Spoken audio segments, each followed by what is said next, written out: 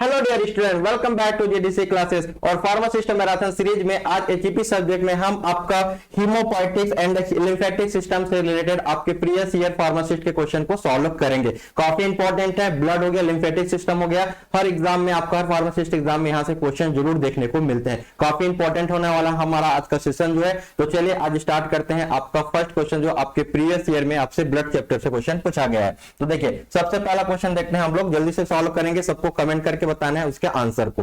चलिए फर्स्ट देखते हैं, all are the true regarding capillary except. आपका कैपिलरी से रिलेटेड आपसे क्वेश्चन पूछा गया है, इसमें से आपके 3 स्टेटमेंट करेक्ट होंगे और एक स्टेटमेंट आपका रॉन्ग होगा। चलिए आइडेंटिफाई करते हैं, पहचानते हैं कि कौन सा स्टेटमेंट यहां पर रॉन्ग है जो आपके राजस्थान फार्मासिस्ट में पूछा गया था। देखिए first, it have a large total cross sectional area. बताइए सही होगा कि गलत, जल्दी से कमेंट कीजिए। देखिए कैपिलरीज क्या होता है एक्चुअली में, सबसे पहले जो आपका ब्लड होगा, चलिए थोड़ा सा मैं इसके बारे में आपको डिटेल में बता देता हूं, काफी इंपॉर्टेंट है, यहां से आपसे जरूर क्वेश्चन पूछा जाता है।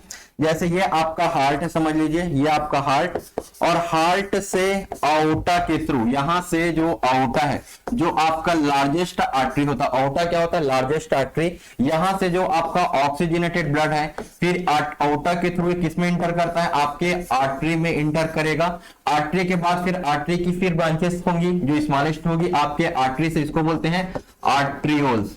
आर्ट्रियोल्स के बाद जो आपका ब्लड है ये कहां जाएगा, आपके सेल्स के पास, और सेल्स में ही समझ लीजिए आपका सेल्स में क्या प्रेजेंट होता है, कैपिलरीज प्रेजेंट होगा। सेल्स में क्या प्रेजेंट होता है, कैपिलरीज। कैपिलरीज क्या होता है, ये आपका फाइन, ये आपका फाइन या बोल सकते हैं आपके स्मॉलेस्ट ब्लड वेसल होगा।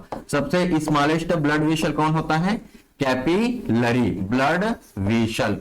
फिर यहां से देखिए, यहां पर ही क्या होता है आपका exchange of gases, exchange of gases, यहां पर गैसेस का एक्सचेंज होता है, मतलब यहां पर आपका ऑक्सीजन और कार्बन डाइऑक्साइड का एक्सचेंज हो जाएगा। यहां से सेल क्या लेगा, आपका ऑक्सीजन, यहां से सेल क्या यूटिलाइज कर लेगा, यहां से क्या आ रहा है आपका, यहां आर्टरी से हमेशा ऑक्सीजन फ्लो होता है आपका, ठीक है, तो यहां सेल यूटिलाइज कर लेगा ऑक्सीजन को, और फिर क्या रिलीज करेगा आपका, यहां से कार्बन डाइऑक्साइड वाले ब्लड को रिलीज कर देगा। ब्लड में क्या मिला देगा, आपका कार्बन डाइऑक्साइड, क्योंकि सेल अपना यूटिलाइज कर लिया, और सेल में क्या प्रेजेंट होता है, कैपिलरी। तो यहां पर क्या होता है, एक्सचेंज ऑफ गैसेस। तो यहां पर एक लार्ज सेक्शनल एरिया होता है जिसमें आपका कैपिलरी के थ्रू आपका गैसेस का एक्सचेंज होगा, मतलब सेल क्या यूटिलाइज करेगा, ऑक्सीजन, और क्या रिलीज कर देगा, आपका ब्लड। इसके बाद जो आपका डीऑक्सीजनेटेड या फिर वीनस ब्लड या फिर इंप्योर ब्लड बोले, ये आपका यहां से कहां इंटर करता है, आपके वेन में इंटर करता है। जो सबसे स्मॉलेस्ट वेन होता है इसको क्या बोलते हैं, वेन्यूल्स। फिर ये वेन्यूल्स आगे चल के किसमें ओपन होगा, आपका वेन में, और वेन के बाद सबसे लार्जेस्ट वेन कौन होता है, आपका वेना केवा, और वेना केवा के थ्रू आपका ब्लड कहां पहुंच जाता है, फिर से हार्ट में। और ये सब कैसा ब्लड होगा, कार्बन डाइऑक्साइड वाला ब्लड, क्योंकि ये जो सीरीज है यहां पर कैसा ब्लड आपका फ्लो रहा है, यहां पर आपका कार्बन डाइऑक्साइड वाला ब्लड फ्लो रहा है, और ऊपर का जो सीरीज है ये आपका आर्टरी का सीरीज है, ये आपका आर्टरी का सीरीज है, और यहां पर आपका ऑक्सीजन वाली ब्लड की सप्लाई हो रही है। तो यहां पर देखिए सबसे ज्यादा ब्लड किस में रहेगा, आपके आर्टरी में। प्रेशर सबसे ज्यादा किस में होगा, आर्टरी में। आर्टरी का प्रेशर आपका 120 mmHg होगा। यदि मैं ब्लड प्रेशर की बात करूं, सबसे कम प्रेशर किस में होगा, आपका वेन में होगा। वेन में प्रेशर कितना होता है, आपका मिनिमम प्रेशर होगा आपका 80 mmHg, ठीक है। यहां से किस तरीके से आपका ऑक्सीजनेटेड ब्लड हार्ट से पंप होते हुए आपके सेल्स के पास पहुंचा, और सेल से किस तरीके से आपका फिर से हार्ट पे वापस आ गया, और बीच में कैपिलरी का क्या इन्वॉल्वमेंट है, ये चीजें आपका हमने यहां पर बता दी। आपको क्लियर हो गया इतना पॉइंट। आपसे क्वेश्चन पूछेगा लार्जेस्ट आर्टरी, हमारे बॉडी का लार्जेस्ट आर्टरी क्या है, तो आपका आंसर क्या होगा, आउटा। कोई सेकंड क्वेश्चन पूछेगा हमारे बॉडी का लार्जेस्ट वेन कौन है, तो क्या होगा, आपका वेना केवा। तो सबसे आपका लार्जेस्ट कौन होगा, आउटा। आउटा के बाद क्या होता है, आर्टरी। आर्टरी के बाद क्या होता है, आर्ट्रियोल्स। इसके बाद सेल में जाएगा, उसके बाद फिर से आपका वेन्यूल, वेन से वगैरह के बाद होते हुए फिर से ब्लड में आपका कार्बन डाइऑक्साइड वाला ब्लड या फिर डीऑक्सीजन ब्लड की सप्लाई होती है। तो कैपिलरी का काफी इंपॉर्टेंट रोल होता है, ये आपका एकदम फाइनेस्ट या फिर स्मॉलेस्ट ब्लड वेसल होता है जहां पर exchange of the gases possible हो पाता है, लेकिन आपका यहां पर बहुत ही कम ब्लड होता है। यदि आर्टरी और वेन की मैं बात करूं तो यहां पर क्या होता है, आपका बहुत कम ब्लड प्रेजेंट होता है। ठीक है, चलिए अब इसमें हम लोग आते हैं आपका स्टेटमेंट में। तो देखिए, और जो ब्लड वेसल होता है किससे मिलकर बना होता है? एंडोथेलियल सेल से। जो आपकी ब्लड वेसल की जो लाइनिंग है, ये ब्लड वेसल की ये जो लाइनिंग है, ये किससे मिलकर बना होता है? आपका एंडोथेलियल सेल से मिलकर बना होता है। तो देखिए आप स्टेटमेंट पढ़िए, पहला तो बिल्कुल करेक्ट है, ये आपका लार्ज सेक्शनल एरिया देगा। ठीक है, क्योंकि आपके सेल में प्रेजेंट होता है ना, तो वहां पर एक लार्ज सरफेस एरिया होगा ताकि बहुत ज्यादा न्यूट्रिएंट, ऑक्सीजन वगैरह सेल में आपका ट्रांसफर हो पाए। ये स्टेटमेंट आपका गलत होगा, क्योंकि इसमें आपका ब्लड बहुत कम होता है एज कंपेयर टू वेन, और या आर्टरी बोले। साइट ऑफ द एक्सचेंज है, ये बिल्कुल करेक्ट है। और यहां पर देखिए it is the lining by the endothelium, ये भी बिल्कुल करेक्ट स्टेटमेंट है। तो इसका क्या हो जाएगा? 20 का रॉन्ग स्टेटमेंट है, और ये आपका राजस्थान प्लेन में फार्मासिस्ट में क्वेश्चन पूछा गया था।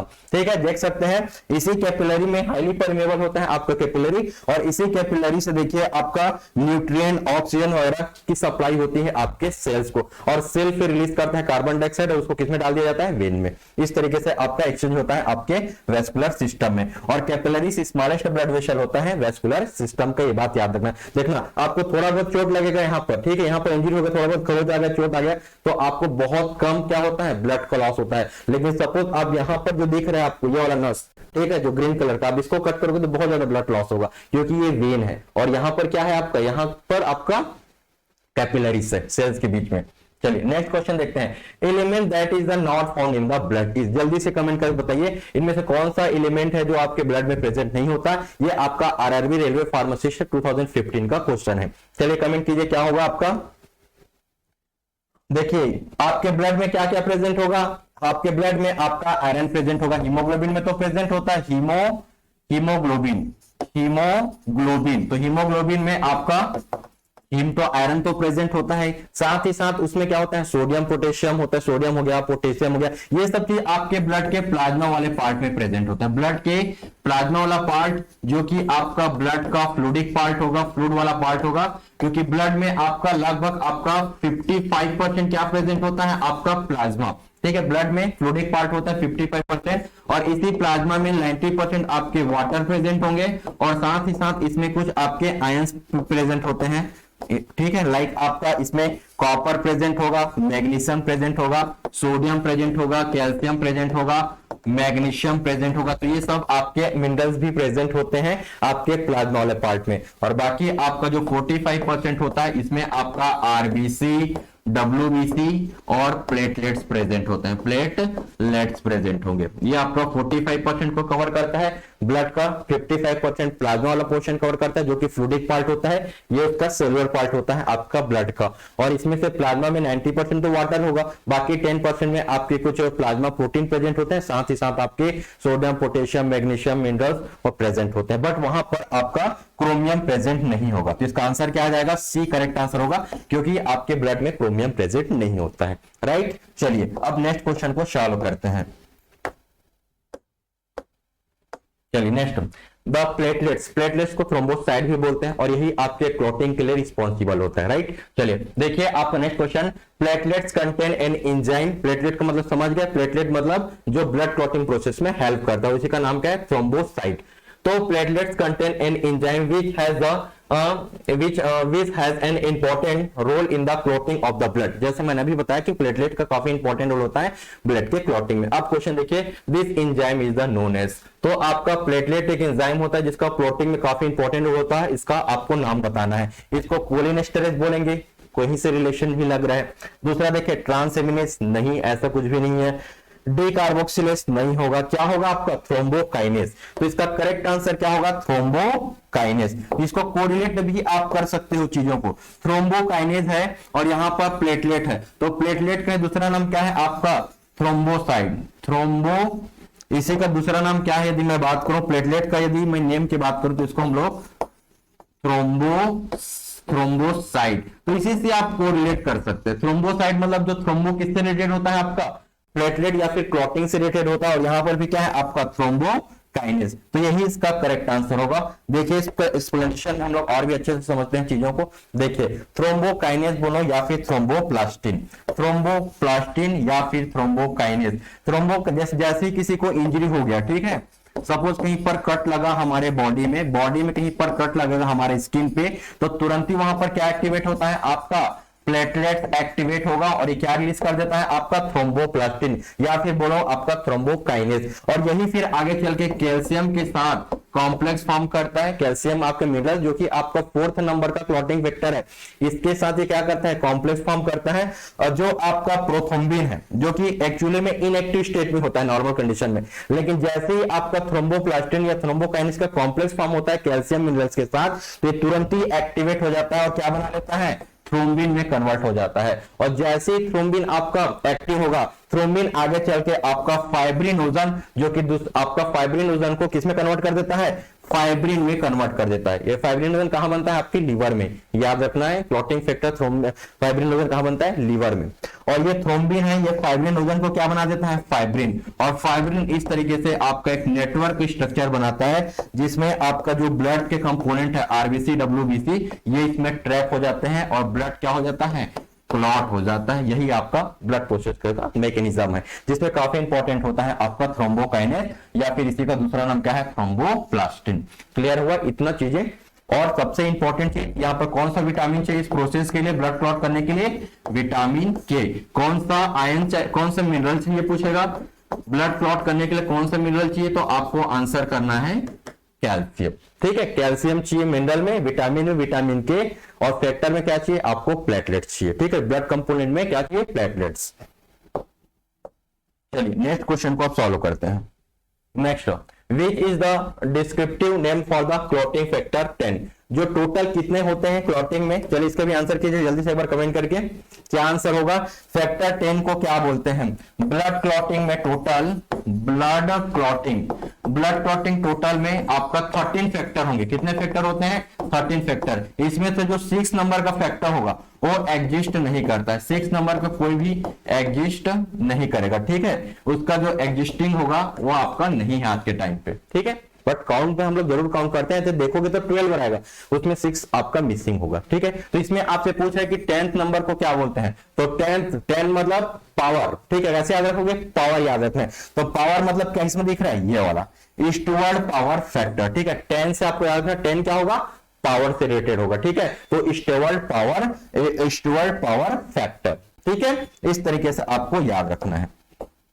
चलिए और कुछ फैक्टर्स को देख लेते हैं, आपके कौन कौन से फैक्टर होते हैं। देखिए टोटल आप देखोगे तो यहां पर आपका 13 आपको फैक्टर नजर आ रहे होंगे। ये आपका चार्ट है क्लॉटिंग फैक्टर का, यहां पर लास्ट में आपको क्या नजर आ रहा है, 13। बट देखिए 5th के बाद आपका 6 में कुछ भी नहीं है, मतलब 6 फैक्टर का एग्जिस्टेंस नहीं है। फर्स्ट क्या होता है, देखिए फर्स्ट, तो फर्स्ट से आपको याद रखना है क्या होता है, फाइब्रिनोजन। फर्स्ट क्या होता है, फाइब्रिनोजन। सेकंड फैक्टर होता है आपका प्रोथ्रोम्बिन। सेकंड फैक्टर क्या होगा, प्रोथ्रोम्बिन। फिर उसके बाद थर्ड होता है टिश्यू फैक्टर और फोर्थ होता है कैल्शियम। अभी जो हमने बात किया हुआ था कि थ्रोम्बोप्लास्टिन और कैल्शियम आपस में क्या करते हैं, कॉम्प्लेक्स फॉर्म करते हैं, एक कॉम्बिनेशन बनाते हैं। तो कैसे याद रखोगे कि 3 और 4 फैक्टर एक्टिवेट होता है जैसे अपने को इंजरी हो गया। फर्स्ट तो ऐसे याद रखोगे, फर्स्ट से आपका फाइब्रिनोजन, उसके बाद आपको सेकंड और थर्ड याद करना है। ठीक है, थर्ड सेकंड क्या होता है आपका प्रोथ्रोम्बिन, जो प्रोथ्रोम्बिन आगे चल के थ्रोम्बिन में कन्वर्ट हुआ, ये पॉइंट्स आपको याद हो गया। उसके बाद देखिए आपका थ्रोम्बोप्लास्टिन और आपका कैल्शियम याद रखना है। उसके बाद आपको सीधा आ जाना है आपको 8 नंबर के फैक्टर में। ये काफी इंपॉर्टेंट है 8 नंबर वाला फैक्टर, इसको बोलते हैं एंटी हीमोफिलिक फैक्टर। यदि इसकी कमी हो जाएगी, डिफिशियंसी हो जाएगी किसी के बॉडी में, तो उसको हीमोफीलिया की प्रॉब्लम हो जाती है, जो इंग्लैंड की महारानियों को सेम प्रॉब्लम देखने को मिलता है। मतलब एक बार यदि ब्लड लॉस होना स्टार्ट हो गया, ब्लीडिंग स्टार्ट हो गया बॉडी में, तो आपका कंटिन्यू फ्लो होते रहेगा, उनका क्लॉटिंग पॉसिबल नहीं हो पाएगा यदि फैक्टर नंबर 8 की डिफिशियंसी हो जाएगा। ठीक है, इसी को रॉयल डिजीज बोलते हैं, जो ब्रिटेन की महारानियों में देखने को मिलता है। तो ये काफी इंपॉर्टेंट है, फैक्टर नंबर 8 आपसे पूछ सकता है, जिसको एंटी हीमोफिलिक फैक्टर बोलते हैं। ठीक है, यदि प्रेजेंट होगा तो कोई प्रॉब्लम नहीं होगा, एब्सेंट होगा तो क्या होगा, हीमोफिलिया की प्रॉब्लम देखने को मिलता है। उसके बाद आपको याद रखना है 9 को क्या बोलते हैं, 9 को हम लोग क्रिसमस फैक्टर। तो क्रिसमस हम लोग 9 बजे से मनाने स्टार्ट कर देते हैं, इस तरीके से याद रखना है। 9 को क्या बोलते हैं, क्रिसमस फैक्टर। एग्जाम में पूछता है 9 मतलब क्रिसमस फैक्टर, 10 मतलब पावर, ईस्टवर्ड पावर। ठीक है, और उसके बाद आपका 12 याद रखना, आपको 12 आया हुआ है फार्मासिस्ट एग्जाम में, जिसको हेजमेन बोलते हैं। 12 फैक्टर क्या होता है, हेजमेन। और लास्ट वाला फैक्टर होता है आपका फाइब्रिन स्टेबलाइजिंग फैक्टर। तो सबको याद रखने की बिल्कुल भी जरूरत नहीं है, पहला याद रख लो, पहला फर्स्ट होता है आपका फाइब्रिनोजन, सेकंड आपका प्रोथ्रोम्बिन, थर्ड फिर आप लोग याद रखना आपका थर्ड होता है आपका थ्रोम्बोप्लास्टिन और कैल्शियम वाला याद रखना। उसके बाद आप सीधा आ जाना 8 नंबर को आपको याद रखना है, 8 नंबर को एंटी हीमोफिलिक फैक्टर बोलेंगे। 9 बजे हम लोग क्रिसमस मनाते हैं तो 9 से क्रिसमस फैक्टर। 10 में 10 रुपए मिलता है तो अपने को पावर आ जाता है। बचपन में देखा होगा आपने, घर में 1 रुपए मिलता है तो हम खुश नहीं होते, लेकिन जैसे 10 रुपए मिलता है एक अलग ही एनर्जी आ जाती थी हमारे बॉडी में। बचपन की बातों को याद करना है, ठीक है, कि पहले 1 रुपए मिलता था घर पे तो मजा नहीं आता था, लेकिन जैसे पापा जी हमको 10 रुपए दे देते थे दादाजी तो हमको एक पावर मिल जाता था, खुशी मिलता था, ठीक है। तो 10 मतलब पावर आ जाता था, इस तरीके से याद रखना स्टुअर्ट पावर फैक्टर। और आपका 12 याद रखना क्योंकि एग्जाम में आया हुआ है हेजमेन। हेजमेन फैक्टर कहां है आपका, 12 नंबर को बोलते हैं, ठीक है। तो इतने सारी चीजों को आपको याद रखना है। विटामिन कौन सा चाहिए, विटामिन के। मिनरल कौन सा चाहिए, कैल्शियम, ठीक है। और ब्लड कंपोनेंट क्या चाहिए आपका, प्लेटलेट, जिसको थ्रोम्बोसाइट भी बोलते हैं। चलिए नेक्स्ट क्वेश्चन को आप सॉल्व करते हैं। The total volume of the blood in the plasma, ठीक है, ये पूछा गया है आपका BSSC 29 में, ठीक है, मतलब 2019 में पूछा गया आपसे क्वेश्चन 2019 में। तो चलिए इसका आंसर कीजिए कितना होता है। बहुत ही सिंपल क्वेश्चन पूछ दिया है यहाँ पर। तो हमारे पूरे ओवरऑल बॉडी में कितना ब्लड होता है आपका, 5 लीटर के करीब होगा। ऑन एवरेज मैं बात करूं तो कितना होता है, 5 लीटर प्रेजेंट होगा। क्लियर, तो इतना तो बहुत ही सिंपल क्वेश्चन है। ब्लड का पीएच पूछ देगा तो न्यूट्रल के करीब होता है, अलग स्लाइटली एल्कालाइन नेचर का होता है 7.4। इस तरीके का क्वेश्चन तो आपको अच्छे से पढ़ के जाना है। तो टोटल कितना होता है 5 to 6 लीटर। बुक में आपको क्या देखने को मिलेगा 5 to 6 litre, but on average में मानो तो 5 लीटर होगा आपका। फीमेल में थोड़ा सा कम होता है, ठीक है, फीमेल में आपको 4 से 5 लीटर होगा, क्योंकि फीमेल में हर मंथ क्या चलता है, मेंस्ट्रुअल साइकिल चलता है, तो उसमें उनकी ब्लीडिंग होती है, तो फीमेल में थोड़ा सा कम होता है एज कंपेयर टू मेल, ठीक है, 4 to 5 और मेल में 5 to 6। इस तरीके से याद रखना है इसको। चलिए next, blood volume monitoring of the HbA1c is a important in which of the following disease state. बहुत ही अच्छा क्वेश्चन है आपका, ठीक है। चलिए जल्दी से कमेंट करके बताएंगे इसका आंसर क्या होगा। ये जो टेस्ट होता है डॉक्टर HbA1c, ये टेस्ट क्या होता है, इसी को बोलते हैं आपका ग्लाइसिडेट, ठीक है, ग्लाइसिडेट, या फिर बोल सकते हैं आपका हीमोग्लोबिन से रिलेटेड टेस्ट है। हीमोग्लोबिन में आपका बहुत ज्यादा ग्लूकोज का मॉलिक्यूल्स आपका अटैच होना स्टार्ट हो जाता है, ठीक है। Hb को इंडिकेट करता है, Hb आपका हीमोग्लोबिन को इंडिकेट करता है, हीमोग्लोबिन को इंडिकेट करता है। और इसमें क्या होता है, ये हीमोग्लोबिन में आपके बहुत ज्यादा ग्लूकोज के मॉलिक्यूल्स अटैच हो जाते हैं। और ये जो टेस्ट होता है ये किसके लिए टेस्ट होता है, आपके डायबिटीज मेलिटस को आइडेंटिफाई करने के लिए आपका HbA1c टेस्ट किया जाता है, जिसमें आपको एवरेज पता चल जाता है 3 मंथ का। याद रखना 3 मंथ का एवरेज पता चल जाता है, 3 मंथ का ब्लड ग्लूकोज लेवल। और डॉक्टर इसी के बेस पे आपका बताएगा कि ये आपका पेशेंट डायबिटीज से सफर कर रहा है कि नहीं, ठीक है। ऐसा नहीं होता है कि जो हम लोग ग्लूकोमीटर से चेक करते हैं उसके बेस पे डॉक्टर बोल दे कि हाँ इसको तो डायबिटीज की प्रॉब्लम है। तो एक स्पेशल टेस्ट होता है जिसका नाम होता है HbA1c। इसका प्रिंसिपल क्या होता है, एक 3 महीने तक यदि इसकी वैल्यू, ठीक है, जो आपका 3 महीने का आपका इसमें एवरेज देखा जाता है ब्लड ग्लूकोज लेवल का। और यदि इसका लेवल यदि आपका 6.5 से, ठीक है, इसका जो लेवल है वो आपका 6.5 से एबव है, मतलब डॉक्टर समझ जाता है कि ये आपका डायबिटीज से सफर कर रहा है। और सपोज इसकी वैल्यू जो HbA1c का जो वैल्यू है ये आपका लगभग आपका 4.5 से लेकर आपका 6.4 करीब है, मतलब वो प्री डायबिटिक है। क्या है, प्री डायबिटिक, मतलब डायबिटिक स्टेज पे है। और यदि इसकी वैल्यू आपका 4.5 से कम है, लेस है, ठीक है, कम है, तो इसका मतलब होता है कि आपका नॉर्मल है जो पेशेंट होता है। तो इसके बेस पे लास्ट 3 मंथ का ब्लड ग्लूकोज लेवल पता चल जाता है पेशेंट का। काफी इंपॉर्टेंट टेस्ट होता है जिसमें आपका हीमोग्लोबिन में आपका हीमोग्लोबिन के बेसिस पे इसको चेक किया जाता है, ठीक है। स्पेशल टाइप से टेस्ट होता है जो डायबिटीज मेलिटस के लिए यूज होता है। याद रखना आपका रिसेंट के क्वेश्चन आपसे क्वेश्चन पूछा गया था। देखिए ये आपका हीमोग्लोबिन है और जब ब्लड शुगर लेवल काफी हाई होगा तो हीमोग्लोबिन के ऊपर में इस तरीके से हीमोग्लोबिन में आपका ग्लूकोज के मॉलिक्यूल्स अटैच होते हैं और इसी का 3 मंथ का एवरेज देखा जाता है। क्लियर हुआ। इट इज अ टेस्ट फिर ऑल्सो इसको डायग्नोसिस द डायबिटीज से डायबिटीज को आइडेंटिफाई करने के लिए होता है, ठीक है। इसका वैल्यू मैंने बता दिया 6.5 से अबव हो गया मतलब प्रॉब्लम जाएगा, 6 से कम है मतलब 5 to 6 है मतलब प्री डायबिटिक स्टेट है, और 4 से कम है मतलब सही है, नॉर्मल कंडीशन में है पेशेंट। इसकी जो वैल्यू होती है उसका ग्राफ होता है, ठीक है। चलिए next question, the condition of the normal increase RBC in the blood is the diagnosis of. बताइए यदि आपके ब्लड में आरबीसी का लेवल इंक्रीज हो रहा है तो उस कंडीशन को क्या बोलेंगे, जल्दी से कमेंट करके बताएंगे। ठीक है, क्या बोल रहा है, इंक्रीज, एबनॉर्मल तरीके से यदि आपका आरबीसी का लेवल बढ़ रहा है। ठीक है, जैसे आरबीसी को बोलते हैं रेड ब्लड सेल, आरबीसी मतलब रेड ब्लड सेल, और इसकी यदि कमी हो जाए तो एनीमिया हो जाएगा, कमी होगा तो क्या होगा, इसका लेवल यदि डिक्रीज हो जाएगा नॉर्मल से तो एनीमिया, और ज्यादा हो जाएगा तो क्या हो गया, पॉलीसाइथेमिया। क्या बोलते हैं, पॉलीसाइथेमिया। तो ये ज्यादा हो गया तो भी प्रॉब्लम होगा, क्योंकि बहुत ज्यादा आरबीसी रेड ब्लड सेल बन जाएगा तो क्या हो जाएगा, ये ब्लड को क्या बना देगा, ब्लड को विस्कस बना देगा, ब्लड को विस्कस। अब ब्लड की विस्कोसिटी यदि इंक्रीज हो जाएगा तो फिर ब्लड के फ्लो होने में प्रॉब्लम होगा, विस्कस चीजें को फ्लो होने में प्रॉब्लम आता है, इससे प्रॉब्लम आना स्टार्ट हो जाएगा हमारे बॉडी में। तो इसका करेक्ट आंसर क्या हो जाएगा, इंक्रीज की बात कर रहे हैं तो पॉलीसाइथेमिया, डिक्रीज की बात करते हैं नॉर्मल से कम हो गया तो उसको क्या बोलते हैं, एनीमिया। ल्यूकेमिया किससे रिलेटेड होता है, ल्यूकेमिया मतलब decrease the white blood cell. ठीक है, ल्यूकेमिया किससे रिलेटेड होता है, white blood cell, white blood cell की कमी हो जाएगा नॉर्मल से तो इसको ल्यूकेमिया बोलते हैं। और हीमोफीलिया, अभी मैंने बताया हीमोफीलिया का मतलब होता है फैक्टर नंबर 8 की डिफिशियंसी हो जाना। ठीक है, इसके बाद कंटिन्यू ब्लीडिंग होता जाएगा, कहीं पर कट लग गया तो ब्लड क्लॉट नहीं करता है। ये जेनेटिक भी होता है जो कि महारानियों लोग को होता है, समझना, रॉयल लोगों को। Next, the element that help in the blood clotting, काफी सिंपल क्वेश्चन है, अभी मैंने बताया था आपका विटामिन, कौन सा विटामिन होगा कमेंट करेंगे जल्दी से। ठीक है, विटामिन के, ब्लड क्लॉटिंग के लिए क्या चाहिए, विटामिन के। यदि मैं आपसे पूछूं मिनरल कौन सा चाहिए तो क्या आंसर करोगे, कैल्शियम चाहिए। कौन सा मिनरल चाहिए, कैल्शियम।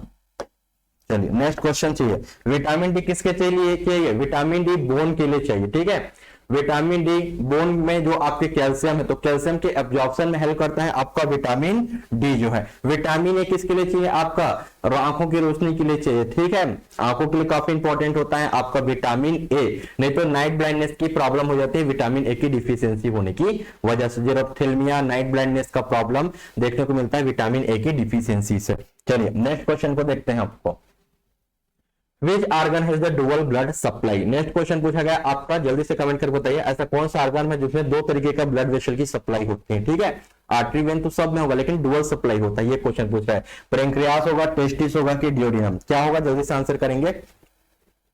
तो इसका करेक्ट आंसर आ जाएगा आपका लीवर। ठीक है, जैसे ये हमारा जीआईटी है, ये आपका स्मॉल इंटेस्टाइन, लार्ज इंटेस्टाइन, इस तरीके से होता है आपका लार्ज इंटेस्टाइन, तो आपका यहां से जुड़ा होता है आपका। ठीक है, एक आपका जीआईटी ट्रैक से, ये आपका जीआईटी है, एक जीआईटी ट्रैक से क्या जुड़ा रहता है आपका पोर्टल वेन, जीआईटी ट्रैक से क्या जुड़ा होता है पोर्टल वेन। यहां बना लेते हैं क्योंकि लीवर यहां प्रेजेंट होता है। ठीक है, राइट साइड प्रेजेंट होता है तो यहां मैं लीवर बना देता हूं आपका, यहां को मूव कर देते हैं, यहां बना लेते हैं कि लीवर कहां प्रेजेंट होता है आपके राइट साइड में। तो ये देखिए जीआईटी से एक आपका जुड़ा रहता है। ठीक है, इसको क्या बोलते हैं पोर्टल वेन, पोर्टल वेन। और एक आपका हिपेटिक आर्टरी, हिपेटिक आर्टरी भी प्रेजेंट होगा जो आपके हार्ट को क्या पहुंचाएगा, ब्लड की सप्लाई करेगा। क्लियर, क्योंकि आपको लीवर भी तो एक ऑर्गन है, इसको भी तो सर्वाइव करने के लिए क्या चाहिए, न्यूट्रिएंट चाहिए, ऑक्सीजन चाहिए। तो इसको और ऑक्सीजन कहां, ऑक्सीजन किसमें फ्लो होता है आपका, आर्टरी में फ्लो होता है। ठीक है, ऑक्सीजनेटेड ब्लड किसमें सप्लाई होता है आपका, आर्टरी में। तो हिपेटिक आर्टरी की एक तो सप्लाई होगा पहली बात, और दूसरा चीज आपका जीआईटी से आपका कनेक्शन होता है आपके लीवर के साथ, और उसको क्या नाम बोलते हैं, पोर्टल वेन। आपने नाम सुना होगा फर्स्ट पास मेटाबॉलिज्म। जब भी हम लोग ओरल रूट से कोई भी मेडिकेशन लेते हैं तो उसका कभी भी 100% बायोबिलिटीज पॉसिबल नहीं हो पाता है। क्यों नहीं हो पाता है, क्योंकि आपका लीवर का कुछ पार्ट इसको क्या कर देता है, फर्स्ट पास मेटाबॉलिज्म हो जाता है। मतलब उसका 70% कहीं आपको यूज मिलेगा, बाकी 30% का फर्स्ट पास मेटाबॉलिज्म हो जाता है।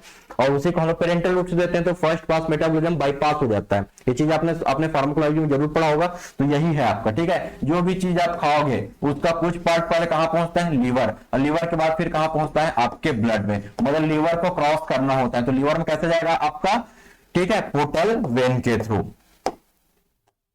तो इसका लीवर करेक्ट आंसर होगा। ये देख सकते हैं आपका एक तो बाइल डक्ट होता है जिसमें आपका बाइल उसका सिक्रेशन होगा जो आपके फेट के इमल्सिफिकेशन में हेल्प करता है आपका। देखिए हिपेटिक आर्टरी, हिपेटिक मतलब हार्ट, इसको हिपेटिक मतलब क्या होता है आपके लीवर को, जैसे हार्ट को कार्डियक बोलते हैं, लंग्स को पल्मोनरी बोलते हैं, किडनी को रिनल बोलते हैं, वैसे ही आपके लीवर को क्या बोलते हैं, हिपेटिक। तो हिपेटिक आर्टरी से, आर्टरी बोल दिया मतलब यहाँ पर ऑक्सीजनेटेड ब्लड की सप्लाई होगी, तो एक तो हिपेटिक आर्टरी का आपका ब्लड सप्लाई होगा। यहाँ पर देखिए गैस्ट्रोइंटेस्टिनल ट्रैक्ट से जुड़ा हुआ है आपका हिपेटिक पोर्टल वेन। कौन सा पोर्टल वेन। कोई भी चीज आप खाओगे तो कुछ परसेंट आपका जरूर जाएगा कहां पर, लीवर में, उसका वहां पर मेटाबॉलिज्म हो जाता है उसका। देखिए हिपेटिक वेन, वेन में क्या होता है, डीऑक्सीजनेटेड ब्लड। तो डीऑक्सीजनेटेड ब्लड में क्योंकि आपका आर्गन है, ये भी आपका कार्बन डाइऑक्साइड रिलीज करेगा, तो ये कार्बन डाइऑक्साइड जो है ये आपका वेन के थ्रू आपका बॉडी में चला जाएगा, बॉडी मतलब हार्ट के पास पहुंच जाएगा। तो देखिए इसको मैंने ब्लू कलर में बनाया है, इसको मैंने रेड कलर में बनाया है, ठीक है, क्योंकि आपका ऑक्सीजन है तो रेड कलर में रहेगा हीमोग्लोबिन की वजह से, और यहां पर क्या रहेगा आपका ब्लू कलर का रहेगा। यहां पे देख सकते हो ये आपका कलर कैसे दिख रहा है आपका, ये आपका वेन है तो वेन का कलर या तो ग्रीन दिखता है या तो फिर ब्लू कलर दिखता है, क्योंकि यहाँ पर क्या फ्लो रहा है, कार्बन डाइऑक्साइड वाला ब्लड। और जो आर्टरी होता है वो हमारे डीप में प्रेजेंट होता है, जो हमको दिखाई नहीं देता है क्योंकि उसमें प्रेशर ज्यादा होता है, और वो रेड कलर का होगा आपका। चलिए नेक्स्ट क्वेश्चन सॉल्व करते हैं। Which of the following cell contain the haemoglobin. जल्दी से कमेंट करके बताएंगे कि हमारे ब्लड का कौन सा सेल है जिसमें हीमोग्लोबिन प्रेजेंट होता है। तो इसका करेक्ट आंसर आपका क्या हो जाएगा, आपका red blood cell. Red blood cell में, रेड ब्लड सेल में क्या प्रेजेंट होता है, हीमोग्लोबिन। इसी में क्या प्रेजेंट होता है, हीमोग्लोबिन। और यही हीमोग्लोबिन, ग्लोबिन क्या है एक्चुअली में, ग्लोबिन आपका एक प्रोटीन वाला पार्ट है, और हीम क्या है आपका आयरन है, ठीक है। और यही आपके ब्लड को रेड कलर देगा। क्वेश्चन पूछेगा रेड कलर ब्लड का कौन देगा, तो ब्लड का रेड कलर के लिए रिस्पॉन्सिबल होता है आपका हीमोग्लोबिन जो है, ठीक है। और इसका काम क्या होता है, ये हीमोग्लोबिन आपके ऑक्सीजन को ट्रांसपोर्ट करता है कहां पर, सेल में। न्यूट्रिएंट को ट्रांसफर करेगा, न्यूट्रिएंट को ट्रांसफर करेगा कहां पर, सेल के पास। तो ऑक्सीजन और न्यूट्रिएंट सप्लाई करने की रिस्पॉन्सिबिलिटी किसका है, हीमोग्लोबिन। हीमोग्लोबिन किसमें प्रेजेंट होता है, आपके रेड ब्लड सेल में। नॉर्मल लेवल इसका कितना होना चाहिए, एडल्ट में मैं बात करूं, एडल्ट में नॉर्मल कितना होना चाहिए आपका 14 होना चाहिए, 14 to 15 मान के चलो, ठीक है। 14 to 15 आपका हीमोग्लोबिन प्रेजेंट होना चाहिए। व्हाइट ब्लड सेल का काम क्या होता है, ये आपका इम्यून सिस्टम बनाने का काम करता है, बैक्टीरियल इंफेक्शन से हमें प्रिवेंट करने का काम करता है। जब भी हमारे बॉडी में कोई बैक्टीरिया वायरस इंटर करेगा तो एक सोल्जर की तरह काम करते हैं, उनसे फाइट करने का काम करता है आपका कौन, व्हाइट ब्लड सेल जो है, ठीक है। ये डिफेंस मैकेनिज्म में काफी इंपॉर्टेंट रोल करते हैं। और इसके बाद थर्ड होता है आपका प्लेटलेट, जो कि ब्लड का ही पार्ट होता है, जो ब्लड क्लॉटिंग प्रोसेस में हेल्प करता है। बट यहां आपसे क्वेश्चन पूछा गया था कि हीमोग्लोबिन कहां प्रेजेंट होता है। अभी देखिए रिसेंट का ही क्वेश्चन है आपका, 2022 में क्वेश्चन पूछा गया है, तो उसका आंसर क्या हो जाएगा, बहुत ही सिंपल है, आपका रेड ब्लड सेल, ठीक है। देखिए रेड कलर में है, उसी में आपका हीमोग्लोबिन प्रेजेंट होता है। हीमोग्लोबिन ऑक्सीजन को बाइंड करता है, ठीक है, इसके हीम वाला पोर्शन जो है। Next the normal human pH पूछ रहा है, ठीक है, बहुत ही सिंपल क्वेश्चन, ये भी रिसेंट का क्वेश्चन है, देख सकते हैं आप लोग। यहाँ आपका ब्लड का पीएच पूछ रहा है, तो ब्लड का पीएच न्यूट्रल नहीं होता है आपका, न्यूट्रल के आपका स्लाइटली एल्कलाइन होगा। क्या होता है आपका 7.4, ठीक है, 7.4 मतलब होता है स्लाइटली मतलब थोड़ा सा एल्कालाइन नेचर का होगा, एल्कालाइन। ये क्वेश्चन भी आ सकता है कि ब्लड का नेचर क्या होता है, तो न्यूट्रल नहीं डालना है, न्यूट्रल होता मतलब 7 होता तो क्या बोलते हैं हम लोग, ये नेचर है, लास्ट में मैंने नेचर लिखा हुआ है, नेचर, ठीक है। 7 होता तो इसको हम लोग क्या बोलते हैं, न्यूट्रल बोलते हैं। लेकिन इसका वैल्यू कितना होता है 7.4, मतलब इसके बाद क्या स्टार्ट हो जाता है, एल्कलाइन नेचर हो जाता है। इससे पहले वाला क्या होता है 7 से कम, इसको बोलते हैं एसिड, 7 से कम को बोलते हैं एसिड, 7 के बाद वाले को बोलते हैं बेस या फिर एल्काइन बोलते हैं, एल्कालाइन। तो ब्लड का होता है 7.4, इस एरिया में आ रहा है, मतलब ये आपका स्लाइटली एल्कालाइन है। बट यहाँ पर आपको डायरेक्ट क्वेश्चन पूछ दिया है, इसका पीएच बताना है, जो कि 7.4 होगा, और नेचर क्या होगा, स्लाइटली थोड़ा सा एल्कालाइन नेचर का होगा। चलिए नेक्स्ट क्वेश्चन को सॉल्व करते हैं। ये देख सकते हैं, इससे कम होगा तो प्रॉब्लम आ जाएगा, ठीक है, एसिडोसिस की कुछ प्रॉब्लम आ जाती है। नेक्स्ट हाइलिन मेम्ब्रेन कंटेंट, आपसे क्वेश्चन पूछ रहा है हाइलिन मेम्ब्रेन। तो हाइलिन मेम्ब्रेन जो होगा एल्बुमिन होगा, आपका ग्लोबुलिन प्रेजेंट होगा, कि रेड ब्लड सेल की व्हाइट ब्लड सेल होगा, कि फाइब्रिन होगा। जल्दी से कमेंट करके बताएंगे। ये आपका राजस्थान फार्मास्यूटिकल में क्वेश्चन पूछा है, और इसका करेक्ट आपका आंसर हो जाएगा आपका फाइब्रिन। फाइब्रिन इसका करेक्ट आंसर होता है, जो कि आपका हाइलिन मेम्ब्रेन का फॉर्मेशन करता है, ठीक है। देखिए इस तरीके का हाइलिन मेम्ब्रेन होता है आपका, फाइब्रिन होता है जो कि बेसिक कंपोनेंट होता है आपका हाइलिन मेम्ब्रेन का। कोई पूछेगा हाइलिन मेम्ब्रेन बनाने में कौन हेल्प करता है, तो क्या होगा, फाइब्रिन का इंपॉर्टेंट रोल होता है। ठीक है, amniotic fluid by the lungs, और इससे कुछ हो जाएगा, लंग्स से रिलेटेड कुछ प्रॉब्लम देखने को मिलेगा। तो ये लंग्स से रिलेटेड मेम्ब्रेन है, इस तरीके से आपको याद रख लेना है। एक और भी होता है प्लूरल मेम्ब्रेन होता है, और इस तरीके का एक हाइलिन मेम्ब्रेन भी होता है, इस तरीके से याद रखना है लंग्स की बात करूं तो। नेक्स्ट देखिए, fluid part of the blood divide for the carpals, ठीक है, कार्पल्स इज द कार्डियक। बताओगे फ्लूइड पार्ट, ब्लड के फ्लूइड पार्ट को क्या बोलते हैं, ये आपसे क्वेश्चन पूछ रहा है फ्लूइड पार्ट को। जैसे मैंने अभी आपको बताया था, जल्दी से कमेंट करके बताएंगे इसका आंसर को, कि हमारा जो ब्लड है, ब्लड को यदि मैं 100% मान के चलूं तो इसमें का आपका यदि सेलुलर कंपोनेंट की बात करें, सेलुलर कंपोनेंट, तो सेलुलर कंपोनेंट में आपका 45% आएगा, और इसमें जो फ्लूइड वाला पार्ट है, फ्लूइड वाला पार्ट, ये आपका कितना होता है 50, मतलब ज्यादा क्या होता है इसमें फ्लूइड वाला पार्ट होगा, जो कि क्या होता है आपका प्लाज्मा, ये आपका प्लाज्मा होता है। और इस प्लाज्मा में 90% वाटर होता है, ये भी याद रखना, 90% क्या होता है इसमें वाटर प्रेजेंट होगा। और इसमें क्या होता है आपका आरबीसी, डब्ल्यूबीसी और प्लेटलेट्स, इतना याद रखना, ठीक है।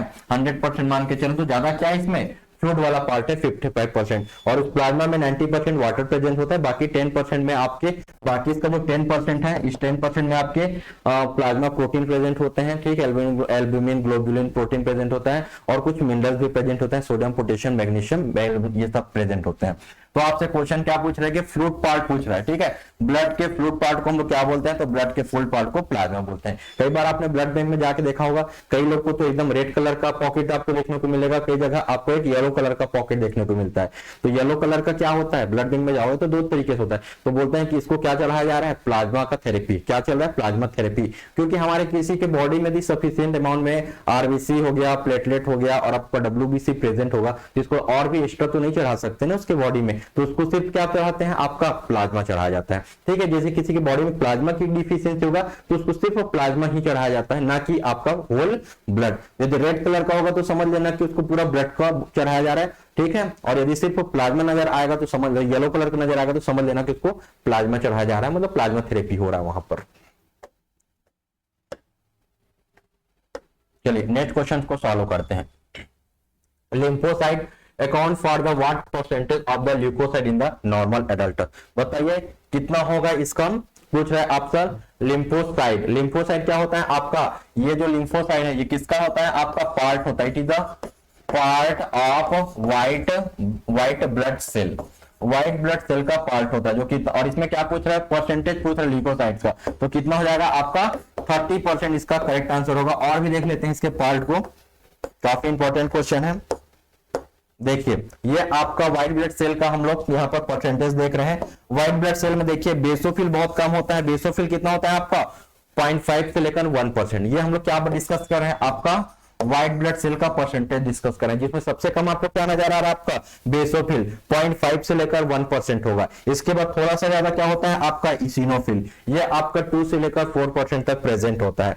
उसके बाद देखिए सबसे ज्यादा क्या प्रेजेंट है आपका न्यूट्रोफिल, न्यूट्रोफिल कितना होता है आपका लगभग 70%, मतलब आपका व्हाइट ब्लड सेल का 50 to 70% कौन कवर किया हुआ है, आपका न्यूट्रोफिल। उसके बाद देखिए मोनोसाइट जो कि 3 से लेकर 8% प्रेजेंट होता है, और आपका देखिए 30 से 45% प्रेजेंट होता है आपका लिम्फोसाइट। और यही लिम्फोसाइट आगे चल के क्या आना होता है आपका, आप नाम सुना होगा बी सेल, टी सेल, ये दोनों क्या है, इम्यून सेल है, ठीक है। तो इम्यून सेल बनाने का काम कौन करता है, आपका लिम्फोसाइट, ठीक है। और यही लिम्फोसाइट आपके बैक्टीरिया वायरस को फाइट करने का काम करते हैं। मेन आपके हीरो कौन है, टी सेल और बी सेल। कोई भी बैक्टीरिया वायरस हमारे बॉडी में इंटर करता है तो इनको किल करने का काम कौन करता है, यही आपका लिम्फोसाइट, टी सेल और बी सेल, यही आपके मेन हीरो होते हैं इनको किल करने के लिए। तो आपसे क्वेश्चन ये भी पूछ सकता है कि सबसे ज्यादा नंबर में क्या प्रेजेंट होता है, परसेंटेज में बात करूं तो न्यूट्रोफिल, सबसे कम क्या प्रेजेंट होता है, बेसोफिल। और लेकिन आपसे क्वेश्चन पूछा था लिम्फो का, तो लिम्फोसाइट का कितना होता है आपका 25 से लेकर 45, और ऑन एवरेज आपका 30-35, इस तरीके से याद रखना, 25 से 45। बट यहाँ आपके ऑप्शन में क्या था, ऑप्शन में आपका 30 था, तो आपको 30 आंसर करना था। उन्हीं के बीच में था 25 और 45 के बीच में क्या था 30, तो उसी को आंसर करना था आपको। फैक्टर 12, देखिए मैंने आपको क्लोटिंग में बताया था, जल्दी से कमेंट करेंगे इसका क्या आंसर होगा आपका। फैक्टर 12 फैक्टर 12 किसको बोलते हैं आपका Stuart power factor, Stuart power factor किसको बोलते हैं 10 को बोलते हैं, ठीक है। क्रिसमस किसको बोलते हैं 9 को बोलते हैं, 9 बजे हम लोग क्रिसमस मनाते हैं इस तरीके से। और हेजमैन को क्या बोलते हैं मेन, ठीक है। 12 को क्या बोलते हैं मेन। Next, the cell in the blood responsible for the carrying oxygen. अभी मैंने बताया था इसका आंसर, जल्दी से बताएंगे क्या होगा इसका आंसर, ठीक है। ऐसा कौन सा ब्लड का सेल है जो आपका क्या सप्लाई करेगा आरबीसी। आरबीसी का शेप क्या होता है आपका राउंड शेप में होगा, और इसी के ऊपर में क्या रहता है, यही आपका कैरी करता है किसको हीमोग्लोबिन। इसी में क्या रहता है हीमोग्लोबिन, और यही हीमोग्लोबिन ऑक्सीजन को ट्रांसपोर्ट करता है, ठीक है। यह आपका आरबीसी है। इसी का काम होता है ऑक्सीजन और न्यूट्रिएंट को पहुंचाना कहां पर सेल तक। लड़ने का काम कौन करता है, इन्फेक्शन से लड़ने का काम करता है आपका व्हाइट ब्लड सेल। ब्लड को क्लॉट कौन करता है प्लेटलेट्स। सबको याद रखना है, काफी इंपॉर्टेंट है। नौ, इसका लाइफ स्पान कितना होता है, क्वेश्चन पूछता है इसका लाइफ स्पान कितना होता है 120 डे। कितना दिन तक जिंदा रहेगा ये आपका, जब बनेगा, बनता कहां से बोन मेरो से। ब्लड सेल कहां बनते हैं बोन मेरो से। ये आपका बोन है, तो बोन में क्या प्रेजेंट होता है बोन मेरो, यहीं से आपके ब्लड सेल का फॉर्मेशन होता है। क्वेश्चन पूछ देगा ब्लड सेल कहां बनता है, तो बोन मेरो में। किससे बनता है, अडल्ट की बात करूं, अडल्ट। आपसे क्वेश्चन ये भी पूछ देगा कि बच्चों में जो नया बच्चा है, अब बच्चा है न्यू बॉर्न बेबी है, उसका बोन प्रॉपर तरीके से डेवलप तो नहीं रहेगा, फिर वहां कहां बनेगा, उसके बॉडी में क्या बोन मेरो से बनेगा, नहीं, उसके बॉडी में लीवर बनाता है। तो याद रखना इनिशियल स्टेज पे न्यू बॉर्न बेबी में जब उनका बोन प्रॉपर तरीके से डेवलप नहीं होता है, वहां पर ब्लड का फॉर्मेशन कौन करता है लीवर करता है। और जैसे ही किसी अडल्ट का बोन, ठीक, अडल्ट एज पे आने पर बोन डेवलप हो जाता है, फिर बोन के बोन मेरो से क्या बनना स्टार्ट हो जाता है आपका blood cell, WBC RBC platelets बनना स्टार्ट हो जाता है। और यहां से स्पेशली आपसे पूछता है कि आपका आरबीसी, आरबीसी का लाइफ स्पान कितना होता है, मतलब कितना दिन तक जिंदा रहता है, तो 120 डेज। कई बार एग्जाम में क्वेश्चन पूछा गया है। और जाके कहां पर खत्म हो जाता है, ये जाके खत्म होता है स्प्लीन में, जाके खत्म हो जाएगा, ठीक है, स्प्लीन में खत्म हो जाता है। और स्प्लीन को इसी का ग्रेव यार्ड बोलते हैं, कब्रिस्तान। आरबीसी का कब्रिस्तान किसको बोलते हैं स्प्लीन। ये 120 डे के बाद कहां चला जाता है स्प्लीन के पास पहुंच जाता है, और वहां पर इसका खत्म हो जाता है, ठीक है, डिस्ट्रक्शन हो जाता है आपका आरबीसी सेल का, फिर से नया बनता है फिर बॉडी में। इस तरीके से साइकिल चलता है आरबीसी का। Next, the colour of the label use to denote the blood group, ठीक है। ब्लड ग्रुप को डिनोट करने के लिए आपके कुछ कलर दिए गए हैं। तो यहां आपसे क्वेश्चन पूछ रहा है कि बी ब्लड ग्रुप के लिए कौन सा कलर है, तो बी वाले लोग को क्या दिया गया है आपका पिंक कलर दिया जाता है, ठीक है। इसको कैसे इंडिकेट करते हैं, डिनोट करते हैं पिंक कलर से। और देख लेते हैं और कौन से कलर होते हैं बाकी ब्लड ग्रुप को क्या देते हैं, देखिए ओ वाले लोग को क्या देते हैं ब्लू कलर, ओ वाले लोग को क्या बोलते हैं ब्लू कलर, ए वाले को क्या देते हैं येलो कलर, बी वाले को पिंक कलर, और ए बी वाले को क्या देते हैं व्हाइट कलर, ठीक है। इसमें देखिए, तो इसको याद रखना है, यू को क्या बोलते हैं, ओ को क्या बोलते हैं आपका यूनिवर्सल डोनर। ये बेचारा डोनर है, ठीक है, ये सबको डोनेट करेगा। यूनिवर्सल डोनर कौन होता है ओ, और ये क्या होता है universal acceptor. Universal acceptor, acceptor मतलब सभी से ये आपका ब्लड को कलेक्ट कर सकता है, ठीक है। ए बी क्या होता है, चाहे ओ हो ए हो बी हो, सभी ब्लड ग्रुप वाले से ब्लड ले सकता है, लेकिन जब देने का टाइम आएगा तो किसको ब्लड देगा, अपने ही लोगों को देगा, ए बी को देगा। यहां पर जो ओ वाला है ये बेचारा दिल खोल के सबको क्या दे देता है ब्लड दे देता है, ठीक है। लो भाई आप ले लो, आपको जरूरत है वाले को ए को दे देगा, बी को जरूरत है ब्लड को बी को दे देगा, ए वाला को तो ऐसे दे देता है, ठीक है। लेकिन जब लेने का पारी आएगा तो कोई इसका साथ नहीं देता है। इसका साथ कौन देता है, सिर्फ ओ वाला ही उसका साथ दे सकता है, बाकी किसी से भी ब्लड नहीं ले सकता। इसलिए इसको क्या बोलते हैं यूनिवर्सल डोनर और यूनिवर्सल एक्सेप्टर। देखना जो डोनेट कर जो डोनर होता है, मतलब जो दान करने वाला होता है, उसका लेवल ऊपर की साइड होता है, और हमारा ये आसमान क्या है नीला कलर का, ठीक है। जो डोनेट करने वाला होता है, जो दानवीर होता है, उसका लेवल ऊपर साइड होता है, ठीक है, टॉप लेवल पे रहता है। तो इस तरीके से याद रखना। तो उसको हम लोग क्या, उसका कलर क्या है आपका नीला कलर का है, मतलब ठीक है ब्लू कलर का है। बाकी पीला वाला हो गया, बी वाले पिंक हो गया, याद रख लेना। चलिए, the erythroblastosis fetalis arises due to the incompatibility in the, बहुत ही अच्छा क्वेश्चन है। ये जो इरिथ्रोब्लास्टोसिस फेटालिस होता है, जिसमें इरिथ्रोसाइट जो आपके आरबीसी होते हैं, जल्दी से कमेंट कर बताएंगे इसका आंसर किससे रिलेटेड होगा। बस आपके रिलेशन पूछ रहा है, तो इसका रिलेशन किसके साथ होता है आपका ब्लड से। और एक्चुअली जो इरिथ्रोब्लास्टोसिस होता है ये आपका RH से related, RH related factor, RH related, ये आपका डिसऑर्डर है, ठीक है, डिसऑर्डर है, ये काफी इंपॉर्टेंट होता है, ठीक है। बच्चों में प्रॉब्लम होता है, जैसे कभी आपके जिसके मदर क्या है, जैसे मैं मदर आपका नेगेटिव है, लेकिन जो बच्चा है फीटस है, जो उसके अंदर में जो बच्चा पल रहा है फीटस है, वो आपका पॉजिटिव हो गया। तो ये पॉजिटिव नेगेटिव में जो फर्स्ट चाइल्ड होता है, ऐसे लोगों का जो फर्स्ट चाइल्ड होता है, इनको तो कोई प्रॉब्लम नहीं होता है, ये सेफ तरीके से डिलीवर हो जाता है इनका डिलीवरी जो है। लेकिन जो सेकंड चाइल्ड होगा उसमें प्रॉब्लम आना स्टार्ट हो जाता है, याद रखना। सेकंड चाइल्ड को क्या नहीं स्टार्ट होता है, प्रॉब्लम, मतलब प्रेगनेंसी में फिर प्रॉब्लम होना स्टार्ट हो जाएगा। तो ये होता है आपका इरिथ्रोब्लास्टोसिस फैटालिस, ठीक है, क्योंकि सेकंड टाइम पे जो चाइल्ड हो जाएगा उसमें काफी ज्यादा कॉम्प्लिकेशन आती है। यदि आपका मदर आपका नेगेटिव है RH फैक्टर और लेकिन जो बच्चा है वो आपका पॉजिटिव रहे, तो क्योंकि दोनों एक दूसरे से क्या कर सकते हैं, आपका कॉम्प्लेक्स करेंगे, जो आगे चल के प्रॉब्लम क्रिएट करता है। फर्स्ट बच्चे को ऐसे पेरेंट्स का जो फर्स्ट चाइल्ड होगा उनको कोई प्रॉब्लम नहीं होगा, लेकिन सेकंड वाले बच्चे में कॉम्प्लिकेशन आ सकता है, हो सकता है उनका एबॉर्शन भी हो जाए। तो इस तरीके का जो RH रिलेटेड फैक्टर होते हैं, ठीक है, उसको क्या बोलते हैं, इरिथ्रोसाइटिक ब्लास्टोसिस, जो कि ब्लड से रिलेटेड है। ये क्वेश्चन आपसे पूछा गया था, ठीक है, ESIC का क्वेश्चन है, ठीक है। यहाँ पर देख सकते हैं ये आपका बच्चा है जो यूट्रस में डेवलप हो रहा है, लेकिन बच्चा क्या है, बच्चे में आपका पॉजिटिव है लेकिन मदर आपकी नेगेटिव है। इससे क्या प्रॉब्लम होगा, दोनों में कॉम्प्लेक्स होगा, क्योंकि एक पॉजिटिव है तो जो मदर्स का बॉडी है इसको क्या समझने स्टार्ट कर देगा, इसको आपका एंटीजन समझने स्टार्ट कर देगा, और इसके अगेंस्ट बच्चे अगेंस्ट क्या बनाने स्टार्ट कर देगा, एंटीबॉडी, और एंटीबॉडी बनेगा तो बच्चा डिस्ट्रॉय हो जाएगा, ठीक है। कोई भी एंटीबॉडी बनता है हमारे बॉडी में तो उस एंटीजन को क्या कर देता है, डिस्ट्रॉय कर देता है। तो यहाँ पर वही तो हो रहा है, क्योंकि जो मदर है, मदर आपकी नेगेटिव है, RH फैक्टर, मतलब उसकी बॉडी ने कभी भी RH फैक्टर देखा ही नहीं है, लेकिन बच्चा उसका जो यूट्रस में जो बच्चा है वो आपका RH पॉजिटिव लेके आया है। तो मदर की बॉडी सोचती है कि ये हमारे लिए क्या है, एंटीजन है, क्योंकि उसने तो कभी देखा ही नहीं रहता है। तो फिर इसके अगेंस्ट क्या बनाने स्टार्ट कर देता है, एंटीबॉडी, और इस एंटीबॉडी इस बच्चे को क्या एंटीजन समझ के क्या कर देता है, खत्म कर देता है आपका, ठीक है। तो यही प्रॉब्लम देखने को मिलता है, it occur due to the RH incompatibility, ठीक है, क्योंकि RH में प्रॉब्लम हो गया, एक पॉजिटिव आ गया दूसरे का नेगेटिव। इस तरीके से आपको याद रखना, जिसमें जो पहला बच्चा होता है उसमें प्रॉब्लम आ जाएगा, पहले में नहीं प्रॉब्लम आता, सेकंड चाइल्ड में प्रॉब्लम देखने को मिलता है ज्यादातर। लाइफ देखिए, पूछ रहा है आपसे life of the red blood cell, question क्या पूछ रहा है, आपका रेड ब्लड सेल का लाइफ स्पॉन कितना होता है, तो ये कितना होता है, अभी मैंने बताया था, ये आपका 120 डे होता है, ठीक है। रेड ब्लड सेल का देखिए RRB मतलब रेलवे फार्मासिस्ट से क्वेश्चन पूछ दिया है कि कितना होता है। यदि मैं पूछूंगा आपका व्हाइट ब्लड सेल का कितना होता है, तो 3 to 5 डे या 7 डे इस तरीके से, लेकिन उतना फिक्स नहीं है, तो उसको नहीं पूछेगा नहीं कभी आपसे, ठीक है। आप बोलोगे सर इसका बता दो आप लोग, व्हाइट ब्लड सेल का कितना होता है लाइफ स्पॉन, तो किसी बुक में आपको 3 से 5 डे लिखेगा, किसी में 5 to 7 डे लिखेगा, ये फिक्स नहीं रहता, इसी के बीच रहता है, ठीक है। 1 से 1 वीक मान के सकते हो, लेकिन इसका फिक्स होता है, इसका कितना होता है 120 डे, तो ये फिक्स होता है। उन्हीं चीजों को आपके एग्जाम में क्वेश्चन में पूछा जाता है, तो बस इसी का याद रखना आप लोग। लाइफ स्पॉन मतलब कितना दिन तक जिंदा रहेगा वो, ठीक है। ये है बोन मेरो, बोन मेरो का स्ट्रक्चर देख लीजिए, ये होता है बोन का, बोन में क्या प्रेजेंट होता है, बोन मेरो, यहीं पर से बनता है आपका ब्लड।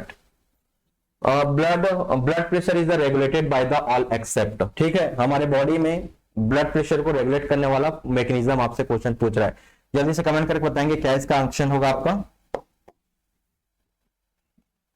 देखिए, जो आपका वेसोमोटर सेंटर है ये कहां प्रेजेंट होता है, ये आपका मेड्यूला ऑब्लोंगेटा में प्रेजेंट होगा, मतलब ये कहां प्रेजेंट होता है, हमारे ब्रेन में प्रेजेंट होगा। ये ब्रेन में हमारा क्या होता है, BP का सेंटर है, BP का सेंटर है, क्योंकि मेडुला ऑब्लोंगेटा में सबका सेंटर होता है। मेडुला ऑब्लोंगेटा में आपका क्या प्रेजेंट होता है, जैसे रेस्पिरेटरी सेंटर प्रेजेंट होता है, जो आपके रिस्पायरेशन रेट को आपका रेगुलेट करने का काम करते हैं, वैसे ही आपका ब्लड को रेगुलेट करने के लिए हमारे मेडुला ऑब्लोंगेटा में क्या प्रेजेंट है, आपका वेसोमीटर सेंटर, तो ये तो BP को बिल्कुल कवर करेगा। फिर आपका एक होता है बेरो रिसेप्टर, ठीक है, ये जो हमारा हार्ट है, तो हार्ट में आपका आउटा के पास क्या प्रेजेंट होता है, यहां पर प्रेजेंट होता है बेरो रिसेप्टर, यहां पर क्या प्रेजेंट होता है, बेरो रिसेप्टर, जो प्रेशर को सेंस करके सिग्नल को कहां भेज देता है, ब्रेन के पास, ठीक है। प्रेशर कम होगा तो ब्लड प्रेशर को बढ़ा देगा, प्रेशर ज्यादा होगा तो BP को कम कर देगा। तो एक बेरो रिसेप्टर होता है, ये भी आपका ब्लड प्रेशर को कंट्रोल करने का काम करता है। फिर थर्ड देखिए जस्टाग्लोमेरुलर सेल्स, जो कि आपका ये क्या करता है, आपका renin angiotensin system, renin angiotensin system, ये आपने नाम सुना होगा रेनिन एंजियोटेंसिन सिस्टम, कि आपका एंजियोटेंसिनोजन ये रिलीज होता है। ये कहां पर प्रेजेंट होता है? लीवर में प्रेजेंट होता है इनएक्टिव स्टेट में। लेकिन जैसे ही बीपी कम हो जाता है आपका, ठीक है, तो हमारा जो किडनी है, ये आपका किडनी ले लेता हूं, जो आपका किडनी है, किडनी से क्या रिलीज होता है? किडनी से रेनिन हार्मोन से रिलीज होता है। और ये रेनिन हार्मोन इसको क्या कर देता है? आपका एंजियोटेंसिन 1 में कन्वर्ट कर देगा। आगे चल के किस में कन्वर्ट हो जाता है? आपका एंजियोटेंसिन 2 में कन्वर्ट हो जाएगा। और यहां पर कौन सा एंजाइम होता है? आपका एंजियोटेंसिन कन्वर्टिंग एंजाइम। और आगे चल के जो एंजियोटेंसिन होगा, ये क्या करता है? आपका एल्डोस्टेरॉन के रिलीज को बढ़ा देगा, एल्डोस्टेरॉन का रिलीज को बढ़ा देगा। और जिसकी वजह से सोडियम एंड वाटर का रिटेंशन होगा, सोडियम एंड वाटर का रिटेंशन, और जिसके वजह से बीपी क्या होता है? आपका इंक्रीज हो जाता है। साथ ही साथ आपका एंजियोटेंसिन 2 के वजह से वेसोकंस्ट्रिक्शन होता है, जिसकी वजह से बीपी आपका इंक्रीज हो जाएगा। तो ये प्रोसेस के थ्रू आपका ब्लड प्रेशर रेगुलेट होता है। लूप ऑफ हेनले का कोई भी इन्वॉल्वमेंट नहीं होता। किडनी में आपका, ठीक है, रेनिन रिलीज करेगा। इस हार्मोन का मतलब रास सिस्टम का काफी ज्यादा इंपॉर्टेंट रोल होता है हमारे ब्लड प्रेशर को रेगुलेट करने में। इसका डी करेक्ट आंसर हो जाएगा, ठीक है। चलिए next, what up lymphatic gland से रिलेटेड हम लोग आपका क्वेश्चन को देखने वाले हैं। ब्लड से आपका फिनिश हो चुका है, अब हम सॉल्व करते हैं आपके लिम्फेटिक सिस्टम से रिलेटेड क्वेश्चन को। देखिए first, what lymphatic structure absorb the excessive tissue fluid. तो कौन सा सबसे पहले कौन सा आपका, ठीक है, देखिए पहले तो लिम्फ समझ लीजिए क्या होगा। जैसे हमने बात किया था, ये आपका आर्टरी, इसके बाद क्या होता है? बीच में कैपिलरीज, बीच में आपका क्या होता है? कैपिलरीज। और फिर क्या होता है? आपका वेन प्रेजेंट होगा। तो आपका कैपिलरी क्या होता है? काफी थिन होगा। इसका जो ब्लड वेसल होता है काफी थिन होता है। और एक किसके बीच प्रेजेंट होता है? आपका कैपिलरी सेल के बीच में प्रेजेंट होता है। मतलब बहुत सारे सेल्स होते हैं, उन्हीं के बीच में आपका कैपिलरी प्रेजेंट होता है। तो इस कैपिलरी से याद रखना, इस कैपिलरी से आपका व्हाइट ब्लड सेल और प्लाज्मा वाला पार्ट, प्लाज्मा और व्हाइट वाला ब्लड, जो प्लाज्मा व्हाइट ब्लड सेल और प्लाज्मा वाला पार्ट यहां से लीक होके कहा जाएंगे, क्योंकि इसका वॉल क्या होता है? बहुत ही थिन होता है। तो ये आपका परमेबल होता है किसके लिए? व्हाइट ब्लड सेल और प्लाज्मा। और ये कहां पर आ जाते हैं? ये सेल्स के बीच में आ जाते हैं। कहां पर आ जाते हैं? सेल्स के बीच में आ जाते हैं। और सेल्स के बीच का जो स्पेस होता है, इसको बोलते हैं इंटरस्टिशियल स्पेस। तो इस फ्लूइड को क्या बोलेंगे? Interstitial fluid, interstitial fluid. और या फिर इसी को ग्रुप ऑफ द सेल को क्या बोलते हैं? टिश्यू बोलते हैं। तो इसी को दूसरा नाम क्या है? टिश्यू फ्लूइड भी बोलते हैं। इसी का दूसरा नाम क्या है? Tissue fluid. या इसी को और क्या बोलते हैं? लिम्फ बोलो। अब लिम्फ का मतलब समझ में आ गया। लिम्फ में कभी भी आपका रेड ब्लड सेल प्रेजेंट नहीं होता है, क्योंकि रेड ब्लड सेल का आपका साइज आपका लार्ज होता है, तो ये इससे पेनिट्रेट नहीं कर पाता है, ठीक है, वो आपका नहीं लीक होता है। बाकी मैं बात करूं आपका कैपिलरी से आपका आना तो प्लेटलेट होता है। सिर्फ याद रखना आपको व्हाइट ब्लड सेल और प्लाज्मा, ब्लड कंपोनेंट में व्हाइट ब्लड सेल और प्लाज्मा ही इस कैपिलरी रीजन से, क्योंकि बहुत ही थिन आपका पतला वाला ब्लड वेसल है, तो यहां से जो आपका ये कंपोनेंट है ब्लड के, RBC, red white blood cell और प्लाज्मा, ये दोनों आपके कहां पर आ जाते हैं? सेल के बीच में आ जाते हैं। तो इसी का दूसरा नाम क्या है? लिम्फ, या फिर इंटरस्टिशियल फ्लूइड, या फिर टिश्यू फ्लूइड बोलते हैं। और फिर यहां से आपका क्या चालू हो जाता है? फिर यहां से इसको फिर से वेन में डालने का काम कौन करता है? आपका लिम्फेटिक सिस्टम। फिर यहां से स्टार्ट हो जाता है आपका लिम्फेटिक सिस्टम, जो है एक स्पेशल आपका ब्लड वेसल है, जो आपका लिम्फेटिक वेसल है, जो आपका इस टिश्यू स्पेस से लिम्फ को कहां पर डालेगा? वेन में डालने का काम करेगा। तो आपसे वही पूछ रहा है कि सबसे पहले कौन एब्जॉर्ब करता है टिश्यू फ्लूइड को? टिश्यू फ्लूइड मतलब लिम्फ की बात करें तो सबसे पहले जो लिम्फ है किससे ज्यादा कलेक्ट किया जाता है? आपका लिम्फेटिक कैपिलरी। सबसे पहले कौन कलेक्ट करेगा? Lymphatic capillary. ठीक, इस तरीके से सीक्वेंस होता है। सबसे पहले आपके टिश्यू एरिया से सबसे पहले जो आपका लिम्फ है, जो आपके टिश्यू में जाके आपका क्या हो गया? डिपॉजिट हो गया, ठीक है। सबसे पहले टिश्यू एरिया पे आपका क्या आता है? आपका लिम्फेटिक कैपिलरी। सबसे पहले लिम्फेटिक कैपिलरी, फिर इस लिम्फेटिक कैपिलरी के बाद लिम्फेटिक वेसल में जाएगा। लिम्फ किस में जाएगा? लिम्फेटिक वेसल में जाएगा, ठीक है। ब्लड वेसल होता है वैसे आपका लिम्फेटिक वेसल के बाद किस में जाता है? आपका लिम्फेटिक ट्रंक में जाएगा। किस में जाता है? आपका लिम्फेटिक ट्रंक में जाएगा। लिम्फेटिक ट्रंक के बाद आपका लिम्फेटिक डक्ट में जाएगा, ठीक है। ये सीक्वेंस को आपको याद रखना है एग्जाम में क्वेश्चन पूछ सकता है कि टिश्यू एरिया से सबसे पहले आपका लिम्फ किस में जाएगा, लिम्फेटिक कैपिलरी में, लिम्फेटिक कैपिलरी के बाद लिम्फेटिक वेसल में, ठीक है। बीच में आपका और क्या प्रेजेंट होता है, लिम्फेटिक नोड प्रेजेंट होता है, ठीक है, ये भी याद रखना, लिम्फेटिक नोड प्रेजेंट होता है। फिर आगे चल के लिम्फ किस में जाता है, लिम्फेटिक ट्रंक में, और फिर लास्ट में किस में जाता है, लिम्फेटिक डक्ट में। तो ये सीक्वेंस को आपको याद है। और ये डक्ट किस में ओपन होता है, लास्ट में वेन में ओपन होता है, ठीक है। और आप बोलोगे सर ये लिम्फ का काम क्या होता है, तो देखिए आपका जो ब्लड वेसल है, तो ब्लड वेसल में क्या फ्लो हो रहा है, ब्लड फ्लो हो रहा है। तो यहां पर आपका क्या प्रेजेंट है, व्हाइट ब्लड सेल। तो ब्लड में जो भी आपका बैक्टीरिया वायरस होगा, जो भी फॉरेन चीजें होगा, इसको किल कौन कर देगा, आपका व्हाइट ब्लड सेल किल कर देगा। बट यदि कोई आपका इस टिश्यू स्पेस पे कोई बैठा हुआ है, ये आपका सेल है और इस सेल के बीच में कोई बैठा हुआ है, इस सेल के बीच में कोई आपका माइक्रो ऑर्गेनिज्म बैठा हुआ है, तो इसको किल करने का काम कौन करेगा, इसको किल करने का काम करता है आपका लिम्फ जो है। क्योंकि ब्लड में कुछ जो होगा तो उसको आपका व्हाइट ब्लड सेल तो खत्म कर देगा, लेकिन जो चीजें आपके इस टिश्यू पे यदि कोई माइक्रो ऑर्गेनिज्म है तो उसको किल करने का काम कौन करता है, आपका लिम्फ किल करेगा। ये ब्लड वेसल के कैपिलरी से लीक करेगा आपका, वहां से आपका व्हाइट ब्लड सेल आएगा, लेकिन अब उसको ब्लड नहीं बोलेंगे, अब उसको क्या बोलेंगे, लिम्फ बोलेंगे। और यहां पर जो भी है इसको किल करने का काम करता है। जो लिम्फ नोड होता है ना, इसका काम क्या होता है, ये उसको फिल्टर करने का काम कर देता है, ठीक है। अब फिल्टर करने के बाद जो आपके प्योर फॉर्म होता है उसको फिर से आपको लिम्फ को किस में डाल दिया जाता है, वेन में डाल दिया जाता है। मतलब कुल मिला के समझो कि यदि किसी के टिश्यू में कोई बैक्टीरिया वायरस वगैरह बैठा हुआ है तो उसको किल करने का काम आपका लिम्फ करता है। इस तरीके से सफाई होती है आपकी सेल और टिश्यू की, ठीक है। जो भी चीजें वहां पर या जो भी आपका वेस्टेज चीजें होती है उसको भी आपका लिम्फ अपने साथ लेके चला जाता है और लास्ट में किस में डाल देता है, वेन में डाल देता है। अब प्रोसेस मैंने आपको बता दिया कि किस तरीके से सप्लाई होगा, ठीक है। चलिए next question, What prevent the clotting of the blood in the blood vessel? ठीक है, क्या पूछ रहा है कि जो आपके clotting of blood in the blood vessel, ठीक है। ब्लड वेसल में आपका क्या सप्लाई हो रहा है, ये आपका ब्लड वेसल है, तो इस ब्लड वेसल में आपका ब्लड क्या हो रहा है, फ्लो हो रहा है। लेकिन कभी भी आपका ब्लड वेसल में या फिर इंटरनल कभी भी ब्लड क्लॉट नहीं कर पाता है। तो इसके पीछे रीजन क्या है कि हमारे बॉडी में कौन दौड़ रहा है, हिपेरिन, जो किसका एग्जाम्पल है, आपका नेचुरल एंटीकोगुलेंट,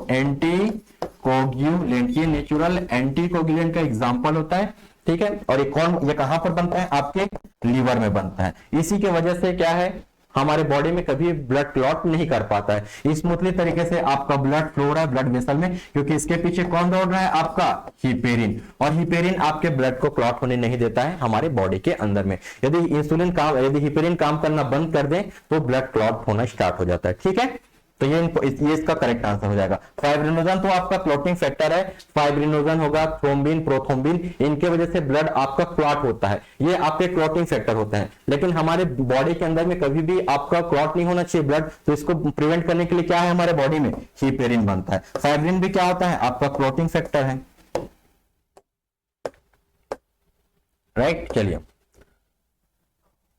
और ठीक है, एक वारफेरिन भी आता है, ओरल एंटीकोगुलेंट होता है, ठीक है। क्योंकि हिपेरिन को हम लोग जैसे बाहर से लेंगे तो पेरेंटल ही लेना पड़ता है, लेकिन जो यदि ओरल फॉर्म में यदि किसी लेना है तो अपने को वारफेरिन लेना पड़ता है, जो कि ओरल एंटीकोगुलेंट का एग्जांपल होता है, जो ब्लड को क्लॉट होने नहीं देता है।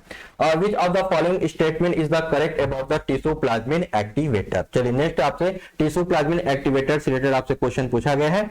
जल्दी से कमेंट करके बताइए कि इसमें कौन सा स्टेटमेंट आपको बिल्कुल करेक्ट लग रहा है, ठीक है। तो जो टिश्यू प्लाज्मिन एक्टिवेटर होता है, इसका काम क्या होता है, it dissolve the clot in the blood vessel. इसका भी काम यही होता है कि हमारे बॉडी में ब्लड क्लॉट ना कर पाए, ठीक है। बाहर जैसे कट लगेगा तो ब्लड क्लॉट करे, ये बिल्कुल सही चीजें हैं, लेकिन हमारे बॉडी के अंदर में कभी भी ब्लड क्लॉट नहीं होना चाहिए। तो नेचुरल तरीके से आपका जो टिश्यू होता है, टिश्यू में एक आपका टिश्यू प्लाज्मिन एक्टिवेटर होता है, और ये इसका काम क्या होता है, इसका काम होता है dissolve the clot in the blood vessel, ठीक है। जो भी यदि थोड़ा बहुत क्लॉट बन जाएगा हमारे ब्लड वेसल में तो इसको डिसॉल्व करने का काम कौन करता है, आपका टिश्यू प्लाज्मिन एक्टिवेटर। क्लियर हो गया, इसका काम क्या होता है आपका, ये आपका प्लाज्मिन ये एक्टिवेटर होता है, जो कि आपका फाइब्रिन का फॉर्मेशन होने नहीं देता है। फाइब्रिन नहीं बनेगा, फाइब्रिन क्या होता है, ब्लड क्लॉट होगा। फाइब्रिन नहीं बनेगा तो क्या होगा, आपका ब्लड क्लॉट नहीं करेगा, ठीक है। यदि थोड़ा बहुत क्लॉटिंग बन भी रहा है तो आपका प्लाज्मिन एक्टिवेटर जो फैक्टर होता है आपका टिश्यू प्लाज्मिन एक्टिवेटर, ये बनने नहीं देगा। ये हिपेरिन के जैसे ही होता है, इस तरीके से आपको याद रखना है। Next, nodule of the spleen content, ठीक है। स्प्लीन से आपसे क्वेश्चन पूछा है। अब स्प्लीन कहां प्रेजेंट होता है ये समझिए। स्प्लीन का लोकेशन भी आपसे पूछ सकता है। ये आपका जीआईटी है, ये आपका स्मॉल इंटेस्टाइन और ये आपका लार्ज इंटेस्टाइन, ठीक है, ये आपका लार्ज इंटेस्टाइन जो कि जीआईटी का पार्ट होता है। तो इसके राइट साइड में, ठीक है, ये आपका स्टोमक है, स्टोमक। तो स्टोमक के राइट साइड में क्या प्रेजेंट होता है? स्टोमक के राइट साइड में आपका लीवर प्रेजेंट होता है, राइट साइड में लीवर प्रेजेंट होता है। और स्टोमक यहां पर समझिए, ठीक है, यहां पर तो पैंक्रियास प्रेजेंट होगा, इसी के बिहाइंड यहां पर समझिए, यहां पर क्या प्रेजेंट होता है? स्प्लीन। यहां पर क्या प्रेजेंट होता है? लेफ्ट साइड में स्प्लीन। और इसी के नीचे क्या प्रेजेंट होता है? पैंक्रियास प्रेजेंट होता है। ये आपका स्प्लीन। और ये जो स्प्लीन है ये आपका लिम्फेटिक आर्गन के एग्जांपल होता है। कैसा आर्गन है? Lymphatic organ. और इसमें क्या प्रेजेंट होता है? एक रेड और एक वाइल्ड पल्प प्रेजेंट होते हैं, ठीक है। इसका स्ट्रक्चर से रिलेटेड आपसे क्वेश्चन पूछा गया। वैसे आप स्ट्रक्चर दे सकते हैं कि इसमें जो स्प्लीन होता है वो पेरेन्काइमा में होता है, ठीक है, इसका पेरेन्काइमा सेल होता है जो कि आपका रेड और व्हाइट पल्स में डिवाइड होता है। इस तरीके से आपको उसको याद रखना। देखिए ये आपका रेड, कुछ जगह आपको व्हाइट जगह नजर आ रहा होगा और यहाँ पर रेड। तो ये पूरा स्ट्रक्चर है इसका एनाटॉमी है स्प्लीन का, जहां पर आपको रेड कलर का पल्प और व्हाइट कलर का पल्प देखने को मिलता है। ये आपका स्प्लीन का स्ट्रक्चर है। Next, enlargement of the spleen. यदि स्प्लीन का साइज नॉर्मल से कुछ ज्यादा इनलार्जमेंट हो गया, फिर इसको क्या टर्मिनोलॉजी अब देखो, हिपेटोमेगली। भैया हिपेटो मतलब क्या होता है? आपका लीवर होता है, तो लीवर की तो बात ही नहीं कर रहे हैं। स्प्लिनोमेगली, मेगली मतलब इनलार्जमेंट और स्प्लिनो मतलब स्प्लीन। काफी सिंपल क्वेश्चन है आपका, ठीक है, ये नहीं लिख देना है। जिसके लास्ट में साइट है मतलब क्या हो जाएगा? साइट मतलब सेल होता है, लेकिन सेल की बात नहीं कर रहा है, इनलार्जमेंट की बात कर रहा है। तो स्प्लिनोमेगली इसका करेक्ट आंसर हो जाएगा, ठीक है। हाइपरट्रॉफी किसके लिए वर्ड यूज करते हैं? हाइपरट्रॉफी हार्ट के लिए यूज करते हैं। आपने सुना होगा हाइपरट्रॉफी ऑफ द हार्ट, तो हार्ट का साइज बढ़ गया। तो ये हाइपरट्रॉफी वर्ड किसके लिए यूज करते हैं? हार्ट के लिए। लेकिन स्प्लीन के लिए एक स्पेशल नाम दिया गया है, इसको क्या बोलते हैं? स्प्लिनोमेगली। मेगली मतलब इनलार्जमेंट, मतलब नॉर्मल से साइज इंक्रीज हो जाना स्प्लीन का। Next, which lymphatic structure absorb the lipid in the intestine. काफी इंपॉर्टेंट क्वेश्चन होता है और इसको क्या बोला जाता है? लैक्टियल जो होता है, ठीक है। जो हमारा स्मॉल इंटेस्टाइन होगा ये आपका जीआईटी और ये स्मॉल इंटेस्टाइन। तो स्मॉल इंटेस्टाइन से आपका, ठीक है, जो फैट होता है इसको एब्जॉर्ब कराया जाता है। इसको हम लोग क्या नाम देते हैं? आपका लैक्टियल। ये काफी इंपॉर्टेंट होता है, आपसे क्वेश्चन पूछता है, ठीक है। और किससे रिलेटेड होता है? आपका लिम्फेटिक सिस्टम से रिलेटेड होता है। क्लियर? ये एग्जाम में कई बार आया हुआ है आपका लैक्टियल जो है, ठीक है। Are dietary lipid in the transport is the chylomicron from the gut to the, ठीक है, काइलोमाइक्रोन के फॉर्म में आपका गट मतलब जीआईटी से ये ब्लड में आपका एब्जॉर्ब होता है, जो भी आपके डाइट में जो भी आपके लिपिड वाले कंटेंट जो है, ठीक है। और उसके बाद एक लैक्टियल भी होता है जो कि इन द विलाई प्रेजेंट होता है। कहां पर? आपके स्मॉल इंटेस्टाइन में। तो ये आपके स्पेशलाइज्ड लिम्फेटिक वेसल है। ये चीजों को आपको कई बार एग्जाम में यही क्वेश्चन पूछा गया है कि आपका जैसे ही आपका लिम्फेटिक सिस्टम की बात करूं तो जितने भी आपके लिपिड होंगे तो उसमें जो लिपिड होगा उसको स्मॉल इंटेस्टाइन से एब्जॉर्ब कराने के लिए एक आपका लिम्फेटिक वेसल है और उस लिम्फेटिक वेसल का नाम क्या है? लैक्टियल, ठीक है। मतलब स्मॉल इंटेस्टाइन में स्पेशल टाइप के क्या प्रेजेंट होते हैं? आपके लिम्फेटिक वेसल। इनका काम क्या है? जो भी डाइट में हम फैट ले रहे हैं इसको एब्जॉर्ब करा देना। तो उसको नाम क्या देते हैं? उसको लैक्टियल बोलते हैं, जो कि मेनी टाइम आपके एग्जाम में क्वेश्चन पूछा गया है। लैक्टियल का मतलब where is the spleen situated. अभी मैंने बताया है ये स्टोमक को क्या बोलते हैं? एब्डोमिनल। तो एब्डोमिनल कैविटी में प्रेजेंट होता है आपका स्प्लीन जो है, ठीक है। यहां पर देख सकते हैं ये आपका रिब्स है, रिब्स में क्या प्रेजेंट होता है? आपके लंग्स, ठीक है। और उसके बाद यहाँ पर आपका डायफ्राम और यहीं पर देखिए लिप्स के थोड़ा सा नीचे में प्रेजेंट होता है आपका स्प्लीन जो है, ठीक है। और उसके और नीचे आओगे तो आपको पैंक्रियास देखने को मिलेगा। तो the spleen is the first organ the upper left side of the abdominal, जो हमारे एब्डोमिनल के लेफ्ट साइड में प्रेजेंट होता है नेक्स्ट टू द स्टोमक, ठीक है, एंड बिहाइंड द रिब, ठीक है। ये रिब्स के यहाँ पर प्रेजेंट होता है, जैसा आप डायग्राम में देख सकते हैं इसका लोकेशन बॉडी में। Next, serum different from the blood, ठीक है। जो सीरम का देखना, आपने देखा होगा जो लेबोरेटरी में सीरम को कलेक्ट किया जाता है, तो सीरम में क्या डिफरेंस होता है? तो सीरम क्या होता है एक्चुअली में? जब हम आपके ब्लड से क्लॉटिंग फैक्टर को रिमूव कर दें फिर उसको ब्लड नहीं बोलेंगे, उसको क्या बोलते हैं? सीरम बोलते हैं। तो सीरम का मतलब सबको समझ में आ गया। जब हम आपके ब्लड से क्लॉटिंग फैक्टर को माइनस कर दें, ब्लड से हम आपका क्लॉटिंग फैक्टर को माइनस कर दें फिर अब उसको ब्लड नहीं बोलेंगे, उसको हम क्या बोलते हैं? सीरम बोलेंगे, ठीक है। तो क्योंकि हम जब कलेक्ट करते हैं तो ब्लड आपका क्लॉट कर सकता है, तो उसमें से हम लोग उसके क्लॉटिंग फैक्टर को रिमूव कर देते हैं, तो फिर उसको हम लोग क्या बोलते हैं? सीरम बोलते हैं। तो ब्लड सीरम में यही डिफरेंस है। ठीक है। सीरम मतलब आपका प्लाज्मा वाला पार्ट में फाइब्रिनोजन, क्योंकि आपका जो क्लॉटिंग फैक्टर होता है वो कहां प्रेजेंट होते हैं, आपके ब्लड के प्लाज्मा वाले पार्ट में प्रेजेंट होते हैं। तो प्लाज्मा से माइनस कर देना फाइब्रिनोजन, फाइब्रिनोजन कहां प्रेजेंट होता है, प्लाज्मा में, तो उस प्लाज्मा में इसको माइनस कर दो तो क्या बन जाएगा, सीरम। क्लियर। चलिए next question, most of the volume of the normal human body is the compose of, देखिए बताइए, most of the volume of the normal human blood is the composed of, तो सबसे ज्यादा क्या प्रेजेंट होता है, जैसे मैंने आपको बताया हुआ था, प्लाज्मा कितना परसेंट होता है आपका, 55% प्रेजेंट होगा। फिर बात करूं आपका ये सब मिलके आपको, ठीक है, इसको ले लेता हूं इसमें, ये सब मिलके ये तीनों red blood cell, white blood cell, platelet, ये तीनों मिलके कितना परसेंट बनाते हैं आपके, 45%। तो ज्यादा कौन है, ब्लड, ज्यादा ब्लड में आपका प्लाज्मा वाला पार्ट ज्यादा है, 55% प्रेजेंट होता है। तो सी इसका करेक्ट आंसर हो जाएगा आपका। ठीक है, देख सकते हैं आप लोग 55% प्लाज्मा होता है, बाकी सेलुलर कंपोनेंट कितने होते हैं आपके 45%।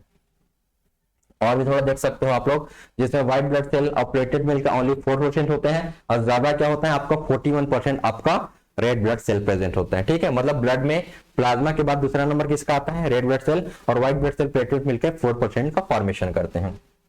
Next, on which basis is the blood group classify, blood group को कैसे क्लासिफाई किया गया है, एंटीजन और एंटीबॉडी के बेस पे क्लासिफाई किया गया। ठीक है, यदि आपके आरबीसी के सरफेस पे, आरबीसी के सरफेस पे यदि आपका ए एंटीजन प्रेजेंट हो, ए एंटीजन प्रेजेंट हो, तो इसको हम लोग क्या बोलेंगे, ए एंटीजन।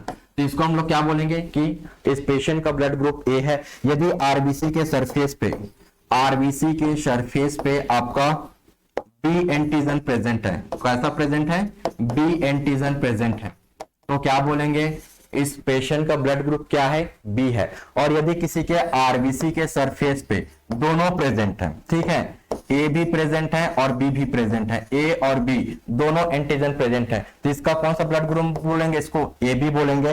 और यदि किसी के आरबीसी में ना तो ए प्रेजेंट है ना तो बी एंटीजन प्रेजेंट है, तो इसको हम लोग कौन सा ब्लड ग्रुप बोलेंगे, ओ ब्लड ग्रुप, इसको ए ब्लड ग्रुप, इसको बी ब्लड ग्रुप, और ये दोनों प्रेजेंट है तो इसको ए बी।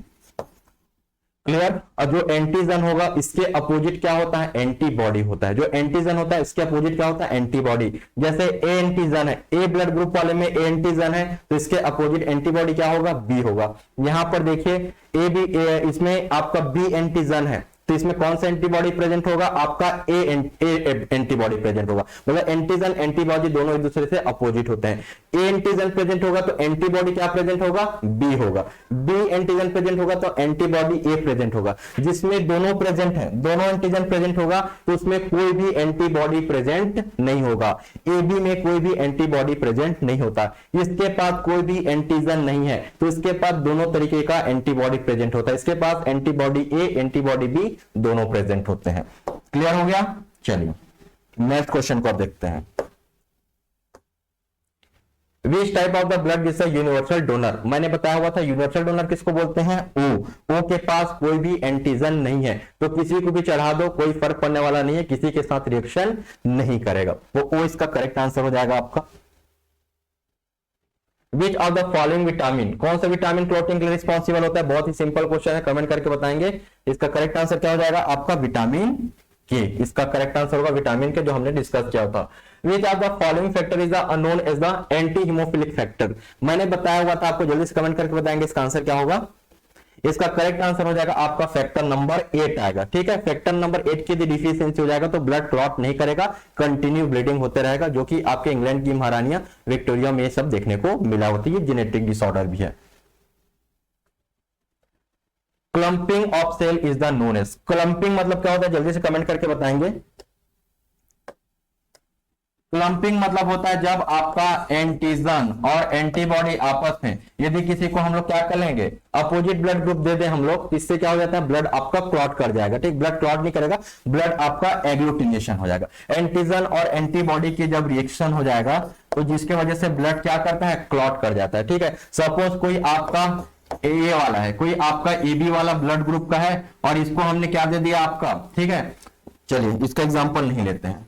सपोज कोई ओ ब्लड ग्रुप वाला है, कोई ओ ब्लड ग्रुप वाला है जिसने अपने कभी भी लाइफ में एंटीजन नहीं देखा हुआ है, क्योंकि इसके सरफेस पे कभी भी एंटीजन प्रेजेंट नहीं होता है, और इसको हमने आपका ए बी वाले ब्लड ग्रुप को चढ़ा दिया। ठीक है, जिसके पास ए एंटीजन भी प्रेजेंट होता है, बी एंटीजन भी प्रेजेंट होता है, तो तुरंत इन दोनों के बीच क्या हो जाएगा, आपका एक रिएक्शन हो जाएगा, और इस रिएक्शन को क्या बोलते हैं, एग्लूटिनेशन। क्लियर हो गया। जब अपोजिट ब्लड ग्रुप आपस में टकरा जाए तो उनको बोलते हैं एग्लूटिनेशन। एंटीजन एंटीबॉडी जब आपस में क्रॉस कर जाए, then which blood cell secreted antibodies. ठीक है, इनमें कौन सा आपका ब्लड आपका सेल है जो एंटीबॉडी सीक्रेट करता है, बताएंगे। एंटीबॉडी का मैंने बताया था, टी सेल और बी सेल कौन बनाता है, ये क्या बनाता है आपका टी सेल और आपका बी सेल। एक्चुअली में मेन हीरो यही होते हैं, इन्हीं को इम्यून सेल भी बोलते हैं, इनको हम क्या बोलते हैं, इम्यून सेल। तो ये इसका करेक्ट आंसर हो जाएगा। यही क्या है, आपके एंटीबॉडी का फॉर्मेशन करते हैं। ठीक है, लिम्फोसाइट आपका एंटीबॉडी का फॉर्मेशन करते हैं। फिर नेक्स्ट क्वेश्चन देखते हैं, if the blood group of the individual is the an then the antibody. देखिए, यदि किसी इंडिविजुअल में, किसी पर्सन में ए एंटीजन है तो उसके जस्ट अपोजिट उसमें क्या प्रेजेंट होगा, एंटीबॉडी। तो उसमें बी टाइप का एंटीबॉडी प्रेजेंट होगा, जैसे मैंने आपको बताया हुआ था। ठीक है, which of the following blood cells play important role in the blood clotting. Blood clotting में कौन है, यहां पर प्लेटलेट ऑप्शन में नहीं दिया गया है, तो यहां पर क्या दिया गया है, थ्रोम्बोसाइट। जैसे आरबीसी, आरबीसी को इरिथ्रोसाइट बोलते हैं। ठीक है, वैसे ही आपका प्लेटलेट को क्या बोलते हैं, थ्रोम्बोसाइट। तो इसका करेक्ट आंसर क्या हो जाएगा, ये इसका करेक्ट आंसर हो जाएगा आपका। Next, which of the following white blood cell is the capable of the phagocytosis.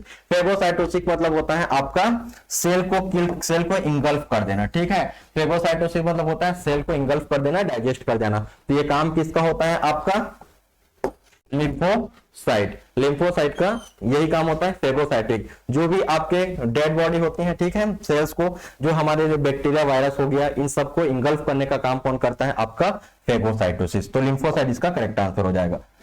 नहीं, देखिए, फेगोसाइटोसिस की बात कर रहे हैं तो इसमें इसिनोफिल इसका करेक्ट आंसर होगा। ठीक है, बी इसका करेक्ट आंसर होगा, इसिनोफिल। ठीक है, इसका काम क्या होता है, ये आपका एंटीबॉडी का प्रोडक्शन करता है। जो लिम्फोसाइट होता है इसका काम क्या होता है, टी सेल, बी सेल, ये आपका एंटीबॉडी का प्रोडक्शन करता है, जो कि आपका क्या करता है, किल करने का काम करता है। ठीक है, बैक्टीरिया वायरस को किल करने का काम करता है। अब किल करने के बाद उसका जो डेड बॉडी है, इसको रिमूव करने का काम कौन करेगा, आपका इसिनोफिल जो है। इसका क्या प्रॉपर्टीज होता है, फेगोसाइटोसिस मतलब सेल ईटिंग। ठीक है, उसके डेड बॉडी को खत्म करने का काम कौन करेगा, इसिनोफिल जो है। क्लियर हुआ।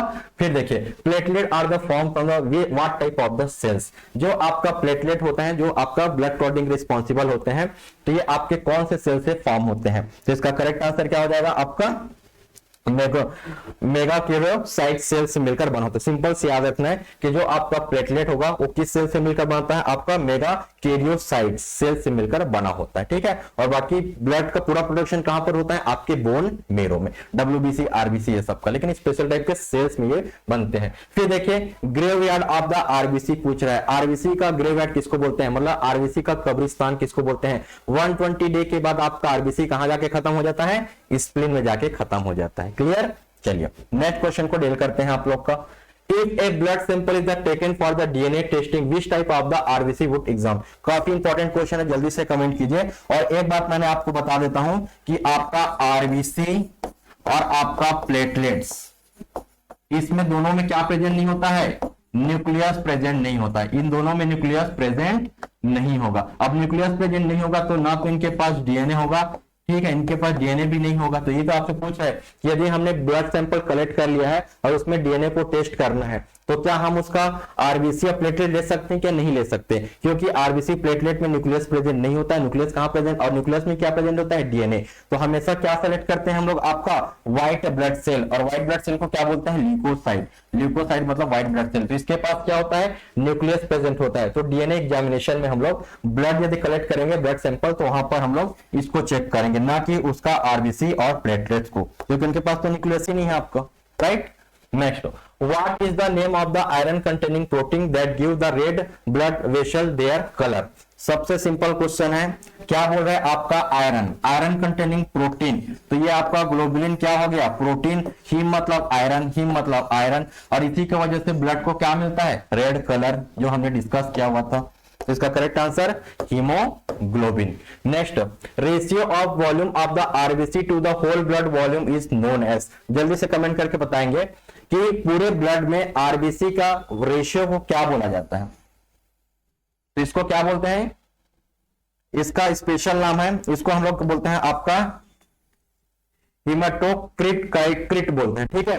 हीमेटोक्रिट वैल्यू बोला जाता है। हीमेटोक्रिट वैल्यू का डेफिनेशन देख सकते हो कि पूरे ब्लड में, होल ब्लड में आपका आरबीसी का लेवल को ये बताता है, ठीक है। इतना पॉइंट आपको याद रखना, इसका स्पेशल नाम है हीमेटोक्रिट वैल्यू। क्या होता है haemato, it is the ratio of the RBC, ठीक है, टू द होल ब्लड, मतलब पूरे ब्लड में आपका आरबीसी का ये लेवल को बताता है।